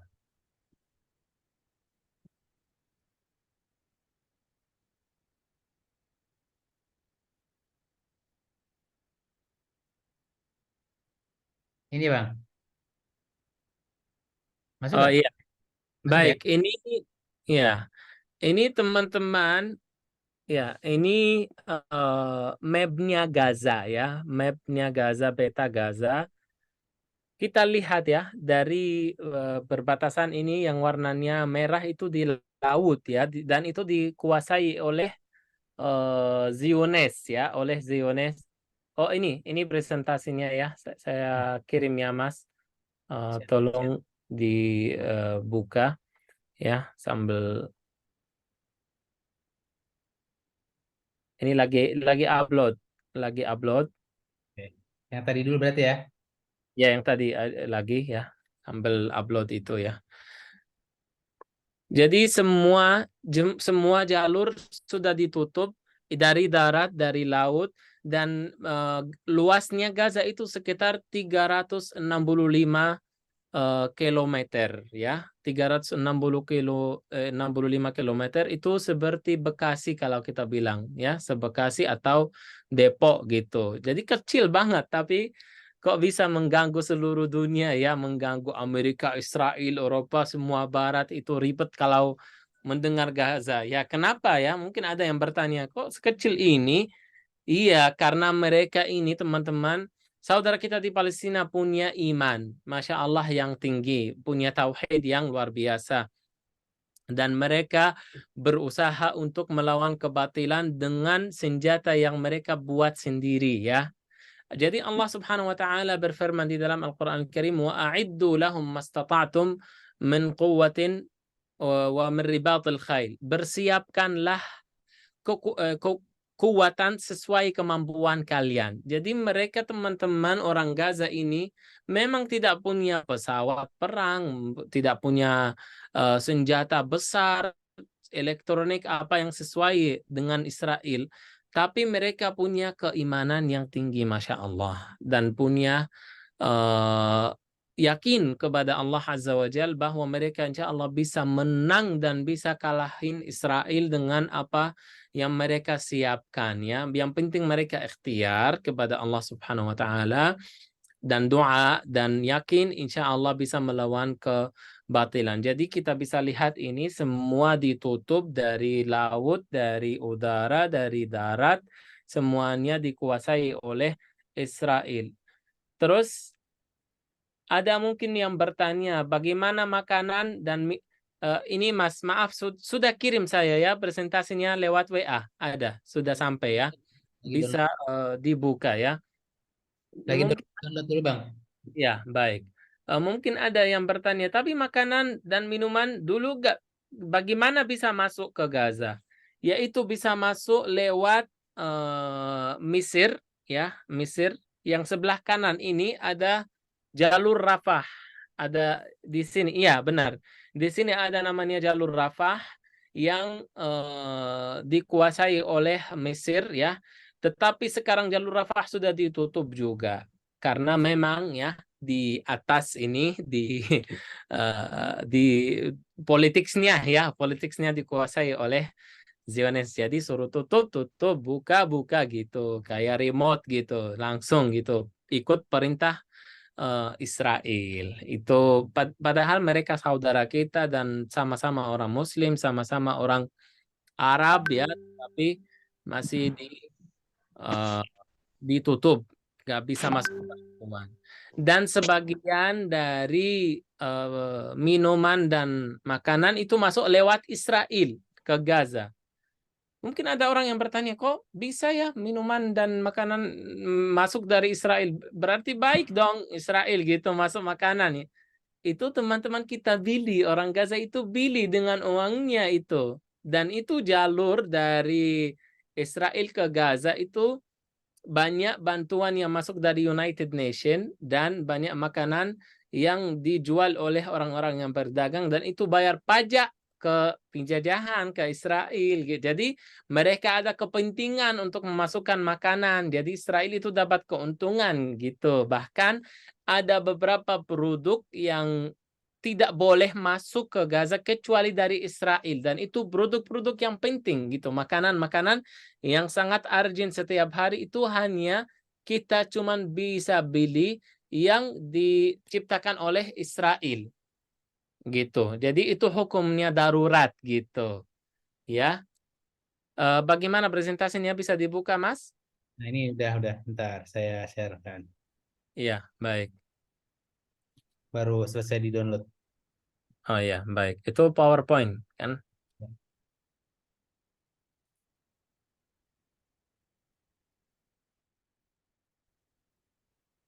Sebentar. Iya. Iya, saya lanjut aja sambil Mas ini. Jadi sekarang sudah teman-teman dari 7 Oktober sampai sekarang satu botol air atau satu botol bensin itu nggak bisa masuk ke Gaza ya, nggak bisa. Makanya saya bilang sekarang yang mereka butuh, teman-teman kita di Gaza, saudara kita di Gaza itu butuh berhentikan perang, ya, berhentikan Israel, berhentikan pembunuhan yang dilakukan oleh Zionis gitu, membuka jalur Rafah, mengirimkan bantuan gitu. Itu yang sekarang urgent yang dibutuhkan oleh saudara kita yang ada di sana gitu. Bukan bantuan sekarang. Jadi kalau mereka sekarang terima bantuan saja berarti pembunuhan masih terus gitu. Dan itu propaganda yang akan dilakukan oleh Israel ya. Jadi Israel sekarang mempunyai rencana untuk membuka jalur Rafah supaya bantuan masuk ya. Setelah 30 hari itu ya. Tapi perang masih mau berjalan, masih mereka mau membunuh saudara kita setiap hari gitu. Dan itu sesuatu hal yang bikin hati saya sedih. Kenapa ya umat Islam ini diam gitu? Kenapa pemimpinan ini umat Islam di Arab atau dimanapun di dunia ini mereka tidak bisa menolong saudara kita di Gaza dan di Palestina? Kenapa nggak bisa berhentikan Amerika dan Israel? Padahal umat Islam banyak senjatanya dan banyak kekuatan yang bisa main gitu. Tapi kok nggak bisa ya?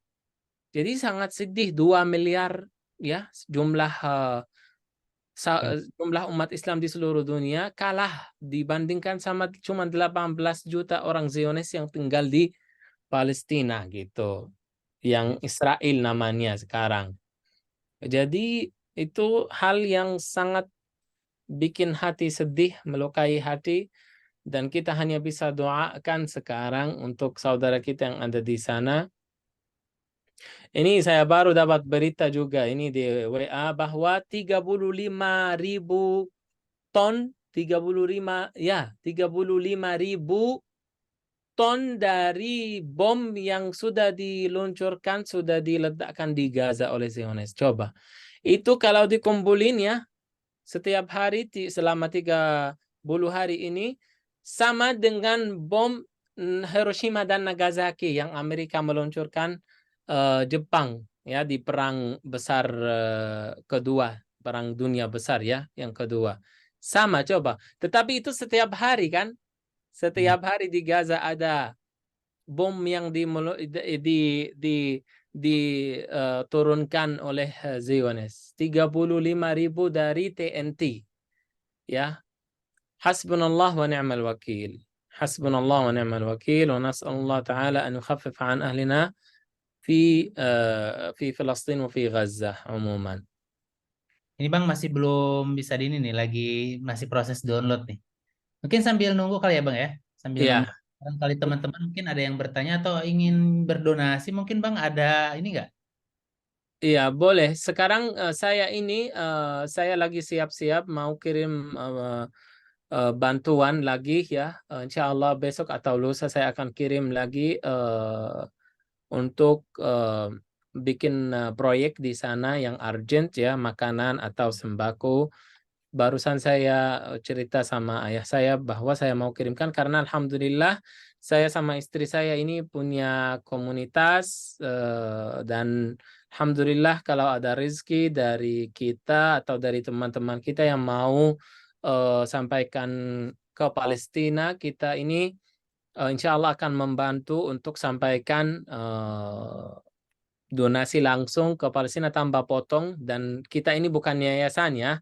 Kita ini bukan yayasan, bukan penggalang dana juga, bukan lembaga ya, tapi saya hanya membantu saudara saya yang di Indonesia, termasuk teman-teman yang dekat ya, karena saya tidak mempublikkan ini, tidak men-share ini untuk umum, tapi kalau ada saya siap insya Allah dan bertanggung jawab ya. Insya Allah akan sampaikan uang ini ke saudara kita di Palestina dengan amanah insya Allah ta'ala. Jadi yang ingin juga saya insya Allah buka jalur ya, atau buka jalan untuk yang mau silahkan nanti bisa saya kasih rekening untuk transfer atau mau berdonasi insya Allah ta'ala. Dan saya juga ada tim juga sebenarnya di sana. Saya bekerja sama yayasan di Gaza, namanya Yayasan Wafa'ul Muhsinin, yang mereka juga kerjanya bagus, profesional, dan mereka tidak potong juga dari uang ini. Tapi sekarang saya fokus salurkan bantuan ini untuk area yang dekat rumah saya, karena rumah saya itu di daerah Khan Yunis. Khan Yunis itu di Gaza Selatan, dan Gaza Selatan ini menjadi tempat pengungsian dari Gaza Utara. 1 juta orang Palestina yang mengungsi ke hijrah ke Gaza Selatan ya, dan rumah saya di Gaza Selatan menerima sekitar 50 sampai 100 orang saat ini dari saudara kita yang tinggal di Gaza Utara. Dan rumah-rumah yang dekat sama rumah saya itu rumah keluarga besar, ada juga banyak ratusan orang di sana, tamu-tamu kita dari Gaza Utara yang lari ke Gaza Selatan. Dan berita yang paling pahit itu tanggal 16 Oktober kemarin, Israel menghancurkan rumah dekat rumah saya.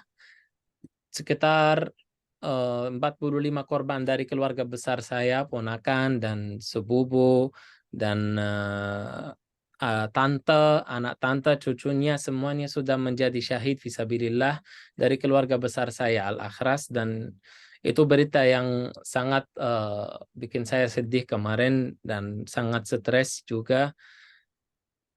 Sekitar 7 rumah yang sudah dihancurkan oleh Israel. Jadi 1 bom itu menghancurkan 7 rumah, yang mana rumah ini beberapa lantai dan banyak orang di dalamnya.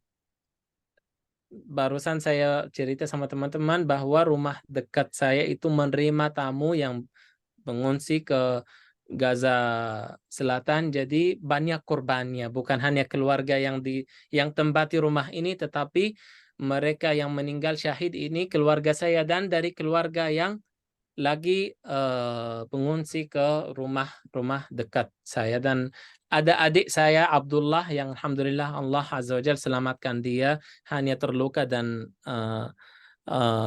kepalanya terjahit sama kakinya, sekarang sudah bisa berjalan. Dia saat ledakan, saat bom, dia lagi charge HP di dalam rumah yang sudah dibomkan gitu, dihancurkan oleh Israel. Tapi alhamdulillah qadarullah dia masih di bawah tangga. Jadi sudah hancur semua rumah, tapi masih ada spasi sedikit yang tidak hancur, yaitu di bawah tangga. Dan subhanallah, pas saat itu Abdullah adik saya ada di bawah tangga itu, dan Allah masih selamatkan dia, alhamdulillah. Mungkin itu saja yang saya mau sampaikan tentang kondisi Palestina saat ini. Sekarang teman-teman, mereka sangat butuh doa kita dan sangat butuh bantuan kita juga. Apa yang kita bisa melakukan, silahkan lakukan supaya Allah Azza wa Jal meridha atas kita dan saudara kita di Palestina, dan semoga Allah Subhanahu wa taala segera membebaskan Al-Masjidil Aqsa. Dan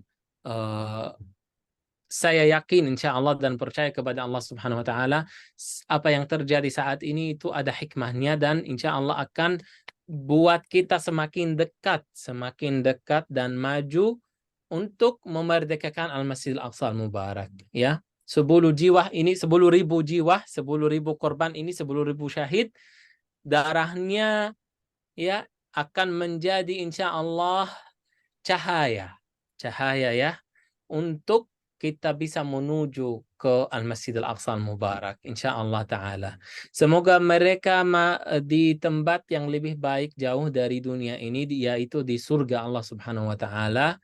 وَلَا تَحْسَبَنَّ الَّذِينَ قُتِلُوا فِي سَبِيلِ اللَّهِ أَمْوَاتًا بَلْ أَحْيَاءٌ عِنْدَ رَبِّهِمْ يُرْزَقُونَ. Jangan menganggap orang-orang yang meninggal di dalam keadaan syahid itu mereka mati, tetapi mereka hidup, ya. Bal ahya'un 'inda rabbihim, mereka hidup ya dekat Allah Subhanahu wa taala, insyaallah di surga, ya. Dan mereka sangat beruntung dan sangat sangat beruntung menjadi syahid, masuk sebelum kita di surga. Kita yang harus sedih, ya, kita yang ada. Saya itu benar-benar ya di Indonesia, saya kepengen banget ada di Palestina saat ini. Walaupun rasanya sekarang ada perang, ada banyak bom, tapi saya lebih senang di sana gitu. Kenapa?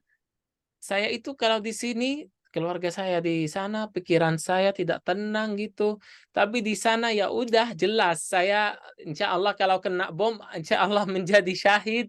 Kalau tidak kena bom, minimum saya ada di sana gitu. Jiwa saya dan tubuh saya ada di sana gitu. Itu yang aku merasakan saat ini. Jadi saya masih menunggu jalur Rafah buka, insya Allah langsung mau pulang ke Palestina, insya Allah gitu. Tapi kan sekarang nggak bisa, memang ditutup semua jalur. Jadi itu rasanya orang Palestina juga tidak mau meninggalkan tanahnya, masih mau bertahankan tanahnya. Saya sering menawarkan kepada keluarga saya, ayolah ke Indonesia, tinggal di sini tenang, di sini listrik, air, semuanya, makanan, minuman. Mereka tidak mau. Mereka masih mau bertahan di tanah Palestina dan berjuang fisabilillah. Tinggal saya bagaimana bisa bantu mereka supaya bisa bertahan kan di sana. Insya Allah itu udah cukup gitu. Tidak ada satu orang Palestina saja yang mau meninggalkan tanah Palestina. Bahkan sekarang ada ribuan warga Palestina yang ada antara berbatasan Mesir dan Gaza. Mereka masih ada di Mesir. Mereka masih menunggu setiap hari untuk jalur Rafah buka supaya bisa masuk ke Gaza gitu. Coba. Padahal di dalamnya sekarang bom dan ada kemungkinan untuk mereka menjadi syahid. Tapi mereka memilih tinggal di rumahnya daripada tinggal di rumah lain gitu. Ya, mungkin itu dari saya, teman-teman. Semoga Allah Subhanahu wa taala segera memerdekakan Palestina dan kita semuanya bisa salat di Al-Masjidil Aqsa Mubarak, dan kita bisa insya Allah hidup di dalam kondisi tenang. Kalau penjajahan sudah hapus, sudah selesai, insya Allah seluruh umat Islam bisa tenang, ya, insya Allah ta'ala. Mohon doanya, mohon maaf lahir dan batin. Barakallahu fikum, jazakumullahu khairan katsiran. Wassalamualaikum warahmatullahi wabarakatuh. Mungkin kalau ada pertanyaan silahkan, saya insya Allah akan jawab. Oke, luar biasa ya teman-teman, Bapak Ibu semuanya. Ustadz apa ya? beruntung sekali gitu kan, apa namanya, saudara. Halo. Ya, sebentar. Halo. Sabar, sabar, tenang. Ya, saya ingin coba mungkin dari Ustadz dulu ya sebelum ke yang lain, Ibu Bapak semuanya. Kalau ingin ditanyakan, mungkin dari Ustadz Arafat dulu ada yang ingin tanyakan nggak Ustadz ke Bang Oda Ustadz? Ya, baik. Jadi Bang Oda ini usianya 25 ya? Antum 26. ya? Kamu umur 26 ya. 26. Berarti ketika antum dilahirkan sudah dalam keadaan di bawah penjajahan ya? Palestina, di bawah Iya, penjajahan Israel ya. iya. Bagaimana itu situasi antum dibesarkan, dididik oleh antum punya orang tua, ayah dan ibu, pendidikan seperti apa yang ditanamkan mereka, kemudian nilai-nilai seperti apa, itu kita pengen dengar apa bedanya dengan pendidikan orang tua yang di Indonesia, yang mereka ajarkan dengan anak-anak di Indonesia, dengan yang antum rasakan ketika masih kecil seperti apa. Itu. Saya ingin dengar semangatnya itu. Silakan Bang. Nah, pertanyaan yang sama dulu waktu saya bertanya ke Bang Odai. Silakan Bang Odai. Jadi pendidikan seperti apa yang apa dilakukan di sana gitu sama orang tua atau mungkin ada pendidikan formal kah atau seperti apa gitu kan sehingga Iya, anak-anak Palestina ya kayak misalnya sekarang anak kecil itu luar biasa gitu anak-anak kecil itu kayak iya. orang dewasa cara berpikirnya kayak gitu.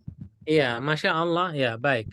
Jadi saat saya masa kecil saya itu di Palestina beda memang. Saya melihat sekarang anak-anak di Indonesia dan saya ingat ya, ingat masa kecil saya bagaimana itu memang sangat-sangat beda ya karena memang tanahnya beda, kondisinya beda. Jadi di sana alhamdulillah itu anak-anak kecil ya kalau sudah sampai 5 tahun atau juga sebelum 5 tahun, 4 tahun, 5 tahun, 6 tahun sudah harus wajib ya rata-rata. Saya ngomongin rata-rata ya. Enggak semua juga ya, mungkin 90% di Palestina khusus di Gaza itu harus anak kecil ini kalau sudah sampai usia 4 tahun, 5 tahun harus pergi ke masjid untuk hafalan Al-Qur'an Karim, belajar Al-Qur'an Karim. Jadi al-masjid itu di sana, Masya Allah menjadi tempat belajar Al-Quran, belajar fikih, belajar akidah, belajar akhlak, dididik oleh muhafiznya di sana. Dari sudah anak kecil gitu, dia tumbuh di dalam masjid gitu. Itu selain sekolah ya. Kalau sekolah itu memang setiap hari pagi, dari jam 6 sampai jam 12. Terus dia pulang, anak ini pulang ke rumah gitu, mungkin masih main biasa gitu sama teman-temannya, makan sama keluarga apa. Tapi antara maghrib sama isya biasanya harus pergi ke masjid 1 jam aja setiap hari, 1 jam ya. Tapi itu terus gitu. Dan saya alhamdulillah saya mengalami hal itu. Jadi saya itu dari umur 5 tahun, usia 5 tahun sampai sudah 20 tahun, alhamdulillah hampir setiap hari habis maghrib salat dan hafalan Al-Quran di masjid dan dididik oleh syekh saya, oleh pemimpin saya ya yang ada di masjid, dan itu seluruh masjid di Gaza seperti itu. Jadi itu akan menanam di dalam hati anak kecil kita atau otaknya itu iman dan akidah dan fikih yang benar, yang lurus. Karena Masya Allah alhamdulillah di Gaza itu mazhabnya Syafi'i, semua ahlus sunnah wal jamaah dan agamanya Islam. Dan alhamdulillah saya merasa ini sumber suci di sana untuk kita membelajar ilmu yang benar, yang lurus, yang istiqamah. Itu di Gaza Masya Allah sumber yang bersih ya di sana, tidak campur dengan hal-hal yang syubhat atau kefitnahan atau mazhab-mazhab yang lain gitu. Itu tidak ada di Gaza gitu ya, tidak ada. Semua ahlus sunnah wal jamaah akidahnya yang jelas ya, yang bagus gitu, keimanannya Masya Allah luar biasa. Jadi saya ingat juga saat masih di SD gitu sering ikut lomba-lomba di sana Al-Quran Karim, hafalan Al-Quran gitu, alhamdulillah. Dan saya mengalami itu sekitar 4 perang ya Jadi 2008, 2011 atau 2012, 2014, ada 2021. Saya tidak mengalami 2021, tapi ada 19 itu perang kecil. Tapi tidak kecil sih, perang sedang gitu, tidak sebesar ini karena yang perang ini yang paling besar gitu. 2008 itu saya masih umur berapa ya? 3 sama 8, 11 tahun. Saya ingat saat itu masih saya turun dari tangga sekolah ya. Dor bom gitu besar gitu dekat sekolah itu masih saya ingat banget. 2008 gitu kita masih naik dari tangga dan semua anak-anak kecil jatuh dari tangga saat bom dan saya lari sama teman-teman saya masih anak kecil gitu lari ke tempat bom dan baru pertama kali saya melihat syahid-syahid, melihat korban-korban akibat bom dari Israel gitu. Dan 2011 ada perang yang 11 hari yaitu karena Israel membunuh satu pimpinan di Hamas ya namanya Jenderal Ahmad Al-Ja'bari Israel membunuh dia di dalam kondisi tenang, tidak ada angin, tidak ada hujan, langsung Israel berkhianat dan membunuh dia gitu. Dia masih berjalan di naik mobilnya gitu. Habis itu Hamas balas atas Israel dan perangnya nggak lama itu sekitar 11 hari. Dan 2014 yaitu perang yang paling lama. 51 hari perang 2014. Jadi kenapa saya cerita seperti ini? Karena jadi di setiap level saya di sekolah itu ada perang. Jadi saya sudah biasa gitu mengalami perang gitu dari anak kecil gitu. Sudah mendengar bom sekarang kita sering jalan-jalan saya sama istri saya itu mendengar misalkan ada suara yang kenceng gitu, bor itu. Saya biasa aja santai nggak kaget gitu. Tapi istri saya kaget nih, kok nggak kaget Bang Oda gitu. Ya enggak sudah biasa gitu. Ya sudah biasa karena apa sering dengar bom gitu. Di 2014 itu 51 hari saya masih di SMA kayaknya atau mau kuliah wallahu alam ya masih umur saya 15 tahun gitu dan Masya Allah perangnya kan tajam banget. Saya meninggalkan banyak teman saya di 2014 karena banyak rumah yang sudah dihancurkan oleh Israel. Ada tetangga kita juga yang sudah kena. Jadi mental saya itu dari anak kecil dan seluruh teman-teman saya yang ada di sana sudah kuat gitu karena mengalami perang, mengalami kondisi susah setiap perang, mengalami penjajahan ya. Jadi kita alhamdulillah ini dan orang-orang Gaza itu tidak takut sama siapapun ya, tidak takut sama siapapun kecuali kepada Allah Subhanahu wa taala ya. Tidak takut sama pemerintah, sama pemimpinan, sama polisi, sama penjajahan aja Israel tentara yang ini nggak takut apalagi yang lain gitu ya. Jadi alhamdulillah dan itu prinsip saya sampai saat ini untuk saya ngomong kata yang hak tidak takut kepada siapapun. Mau sama pemimpinan, presiden, raja, siapapun kita harus selalu mengucapkan kata yang hak tidak takut sama siapapun. Mungkin itu satu hal yang saya belajari dari masa kecil saya dan keadaan saya di Palestina ya, alhamdulillah. Jadi seperti itu. Yang penting anak kecil ini setiap hari ke masjid menghafal Al-Quran Karim setiap hari habis maghrib sampai isya 1 jam aja 1 jam, tapi itu lama-lama akan menjadi banyak dan menjadi waktu yang sangat berharga kalau sudah besar sudah tua akan mengingat masa kecil lalunya gitu. Oke. Ya itu wallahu alam. Silahkan kalau ada pertanyaan lain. Oke, 2 pertanyaan mungkin silakan dari Bapak Ibu semuanya. Oke, ini ada Halo, ya. Assalamualaikum. Waalaikumsalam. Waalaikumsalam warahmatullahi Ya. Bung Arafat, Bung Uday, dan Bung siapa? Satunya lupa saya. Menjelang mengikuti Zoom tadi, saya mendapatkan sharing masalah ini Masjidil Aqsa itu kok dibom sampai sampai hancur. Apakah bisa ini apa videonya saya kirim ke Bung Arafat? Boleh ke saya, Ibu, Ya, boleh. bisa ya, Bung? Putus-putus dari saya atau memang dari Saya tadi dapat sorry sharing bisa dari diulang lagi teman, karena internetnya. ya, sharing dari teman. Iya. Jadi ini untuk betul atau tidak gitu ya? Bisa saya sharing ke Bung Arafat. Boleh, boleh, boleh. Oh ya, Silahkan. ya Untuk terima kasih begitu aja. dari Saya Wassalamualaikum. dapat videonya. Saya ada videonya. Ya, ya. Waalaikumsalam Ke nomornya wabarakatuh. Bung Arafat ya. Mm-mm. Hak, Ya, hak itu ya Bu, sudah. hak, hak itu, Assalamualaikum. salam. hak itu Waalaikumsalam Bu. wabarakatuh. Saya sebenarnya dapat videonya tadi pagi ada ustadz saya yang kirim ke saya. Ini benar nggak Al-Masjid Al-Aqsa gitu? Ada kubah yang sudah hancur kan? Yang orang lagi videoin, benar nggak? Gitu, ada videonya dituliskan. Tapi itu bukan Al-Masjid Al-Aqsa itu. Dan Al-Masjid Al-Aqsa masih baik-baik saja, alhamdulillah ya, nggak bisa disentuhkan oleh Zionis sekarang karena sekarang lagi kondisinya panas dan Israel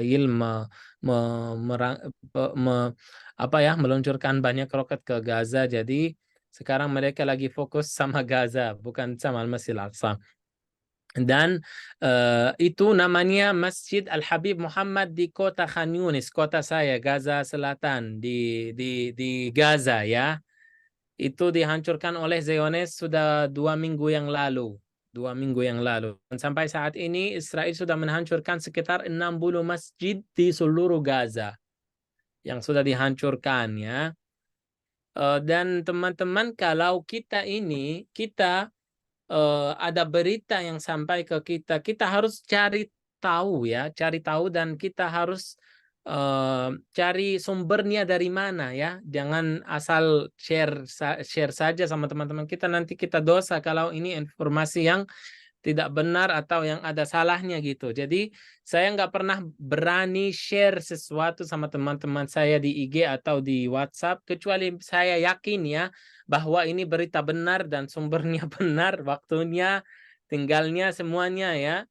Kita harus cari informasi dan sekarang banyak kita bisa ngecek di IG ada apa namanya akun-akun dari Palestina langsung sendiri atau dari berita-berita yang kita bisa percaya sama mereka karena sekarang banyak TV dan banyak berita yang apa namanya mencerkan sesuatu yang fitnah gitu. Kita harus cari informasi dari sumber yang benar dan yang baik gitu. Allah taala a'lam. Bang Oday, boleh dong Bang share nomor rekeningnya di kolom chat ya. Barangkali ada teman-teman atau Bapak Ibu semua yang ingin berdonasi, silakan Boleh. di sini ya, di chat. Bang, ini terakhir satu pertanyaan karena sudah malam ya kita ya. Tapi ini udah selesai nih download, bisa dilihat. Lihat dulu Apa presentasinya? ya yang tadi. Ya boleh sebentar aja biar saya jelasin sesuatu. Ini juga dari HP nih, sorry. Bentar. Saya bisa dari sini Mas kalau ini. Ya coba Bang. Share Coba. screen kan atau Iya ya. Ini yang tadi yang Bang udah kirim ke saya. Sebentar. Wah, malah ngedownload lagi. ini saya bisa dari sini coba. Hmm. Sudah belum? Nah, sudah sok Bang. Nah, Dari rekeningnya. saya sudah. Oh, belum masuk. Oh, ini saya sudah buka. Belum masuk, Bang. Oh, belum masuk ya. Coba. Ini nih, yang dari saya coba. Bang, itu rekening, Bang. Oke. Oh, Halo Mbak Ayu. Udah selesai Zoom-nya. Ini Mas, saya sudah share. Bisa Ya, nggak? Coba. lagi loading. Nah, udah masuk. Udah masuk? Ya, udah. Iya. Ini sudah lihat petanya, map ini. Udah map. Nah, Share, minta tolong share rekening sama Mas Tendi, rekening untuk donasi. Ya, baik teman-teman, ini foto ya Palestina sebelum dijajah oleh Zionis ya, yang hijau sebelah kiri ini. Ini semua yang hijau semua Palestina gitu. Tapi setelah Yahudi datang ke Palestina dan mereka minta bantuan dari orang Palestina ya, dikasih makanan, minuman, tapi mereka akhirnya berkhianat ya. Seperti ini, tanggal 1947 sudah berdiri Israel, sebenarnya 8 ya. Ini salah tulis ya, 48. Dan 67 juga sudah menipis tanah Palestina. Dan saat ini Israel semua yang putih dan Palestina tinggal yang hijau. Itu Gaza ya teman-teman, yang sebelah kiri yang kecil ya. Itu Gaza, dan Gaza itu luasnya 1%, hanya 1% dari seluruh Palestina ya. 1% saja dari Palestina. Saya geser lagi.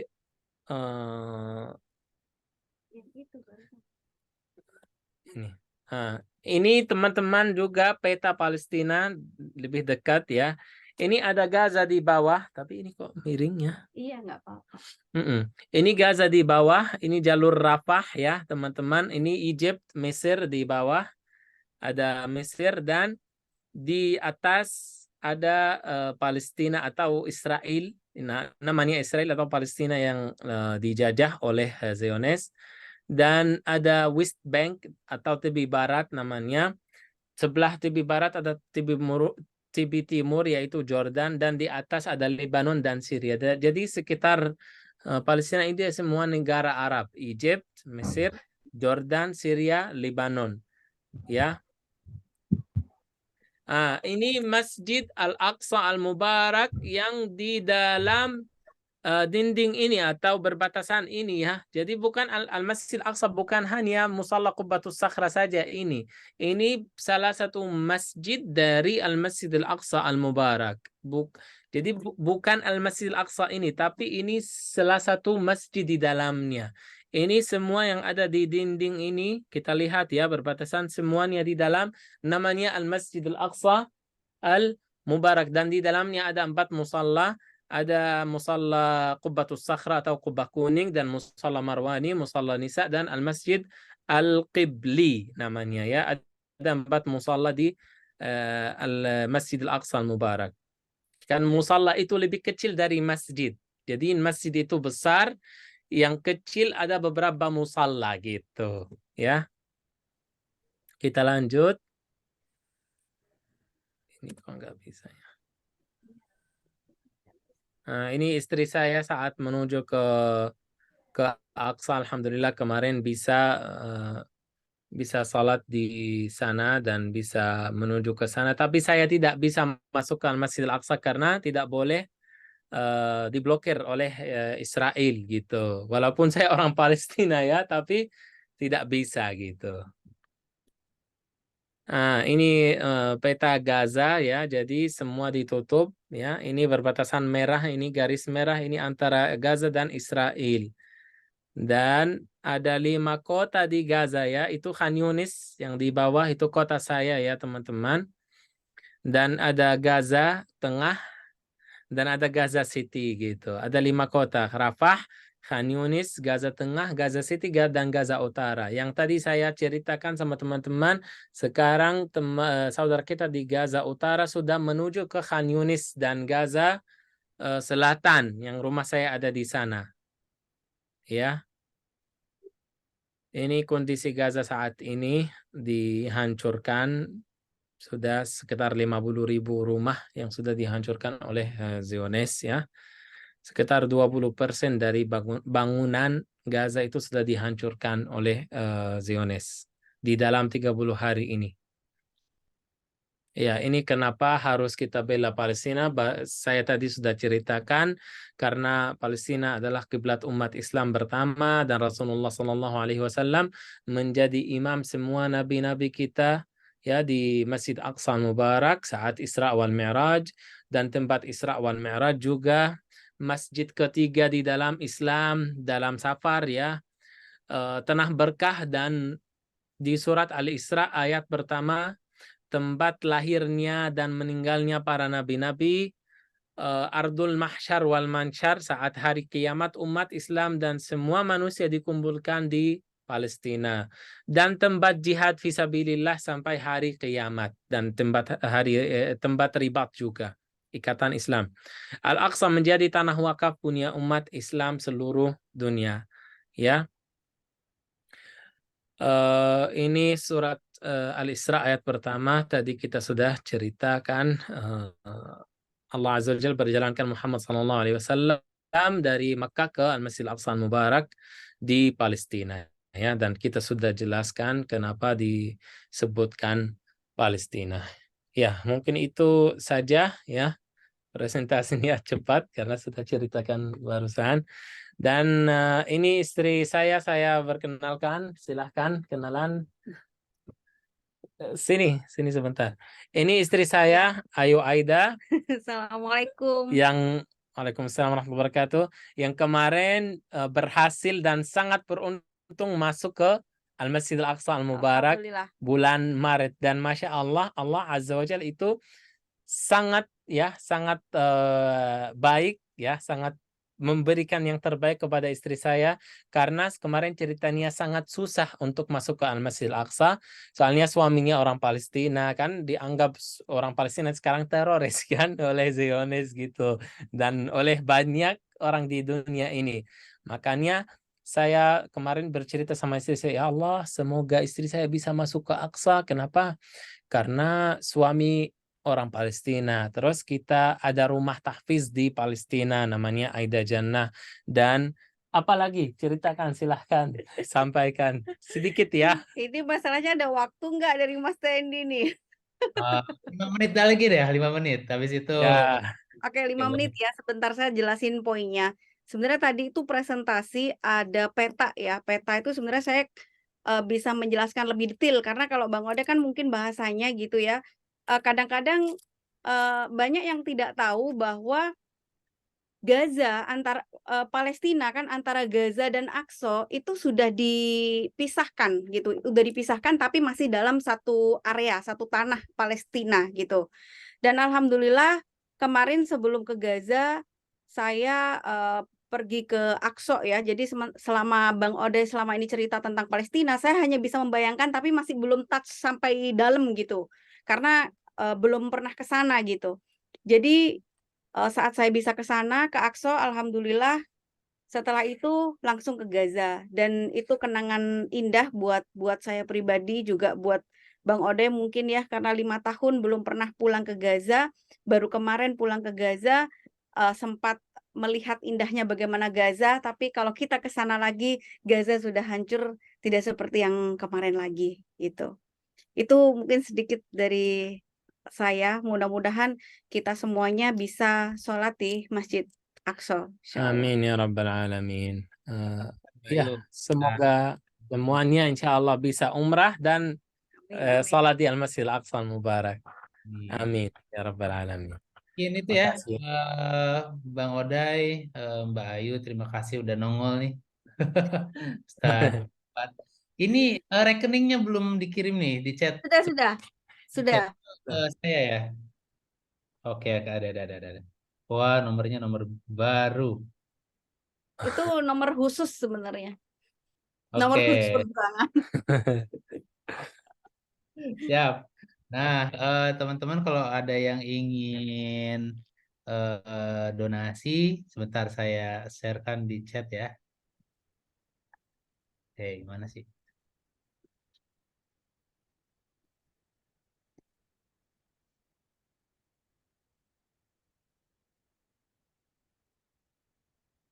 Ke sini ya, ke rekening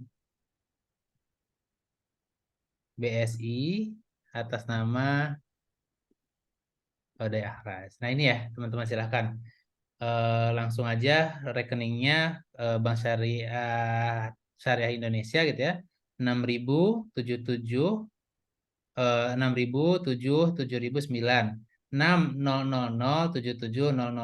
6 nolnya 3 kali 7703 kali 9. Silakan bisa langsung transfer atau mungkin di save dulu, boleh di save di nanti juga boleh kita share juga mungkin ya Mas Hamid di channel kita di teka-teki Rasulullah gitu ya. Nanti bisa langsung di-share di sana, nanti kita langsung kalau yang udah transfer mungkin bisa jadi langsung ngomong ke admin ke Mas Hamid dan segala macamnya gitu. Mungkin itu ya Ustadz Arafat, Bang Oday, Mbak Ayu dan teman-teman semuanya di Majelis TTR, mudah-mudahan berkah semuanya dan kita berdoa semoga Palestina segera merdeka supaya kita bisa langsung bisa pergi ke sana gitu ya. Itu sesuatu Amin. luar biasa yang memang wajib buat kita untuk sebagai seorang muslim itu untuk mendatangi ketiga masjid suci ini. Sekali lagi terima kasih Ustadz Arafat, Bang Oday. Kita tutup dengan hamdalah. Alhamdulillahirrabbilalamin. Alhamdulillah. Alhamdulillah. Subhanakallahumma wa bihamdika asyhadu an la ilaha illa anta Subhanallah. astaghfiruka. Terima kasih. Assalamualaikum Terima warahmatullahi kasih ya kepada Mas Tendi ini, Masya Allah, dan Ustadz Arafat dan semua teman-teman. Saya juga sangat berterima kasih kepada saudara saya yang ada di Indonesia. Semoga Allah Azza wa Jal terima perjuangannya untuk saudara kita di Palestina. Semoga Allah Subhanahu wa Ta'ala kumpulkan kita di Al-Masjidil Aqsa, bisa salat di sana. Amin ya Rabbal Alamin. Barakallahu fikum wa jazakumullahu khairan katsiran. Jazakillah khair. Assalamualaikum. Bang Oday, kapan-kapan kita undang lagi ya Bang ya. Insyaallah, siap, insyaallah. Anytime, insyaallah. Kabari aja. Jazakumullah khair. Ya, baik. Terima kasih ya. Sama-sama. Assalamualaikum. Waalaikumsalam. Ya teman-teman, Bapak Ibu, kita juga sama-sama live dari Zoom ini ya. 3, 2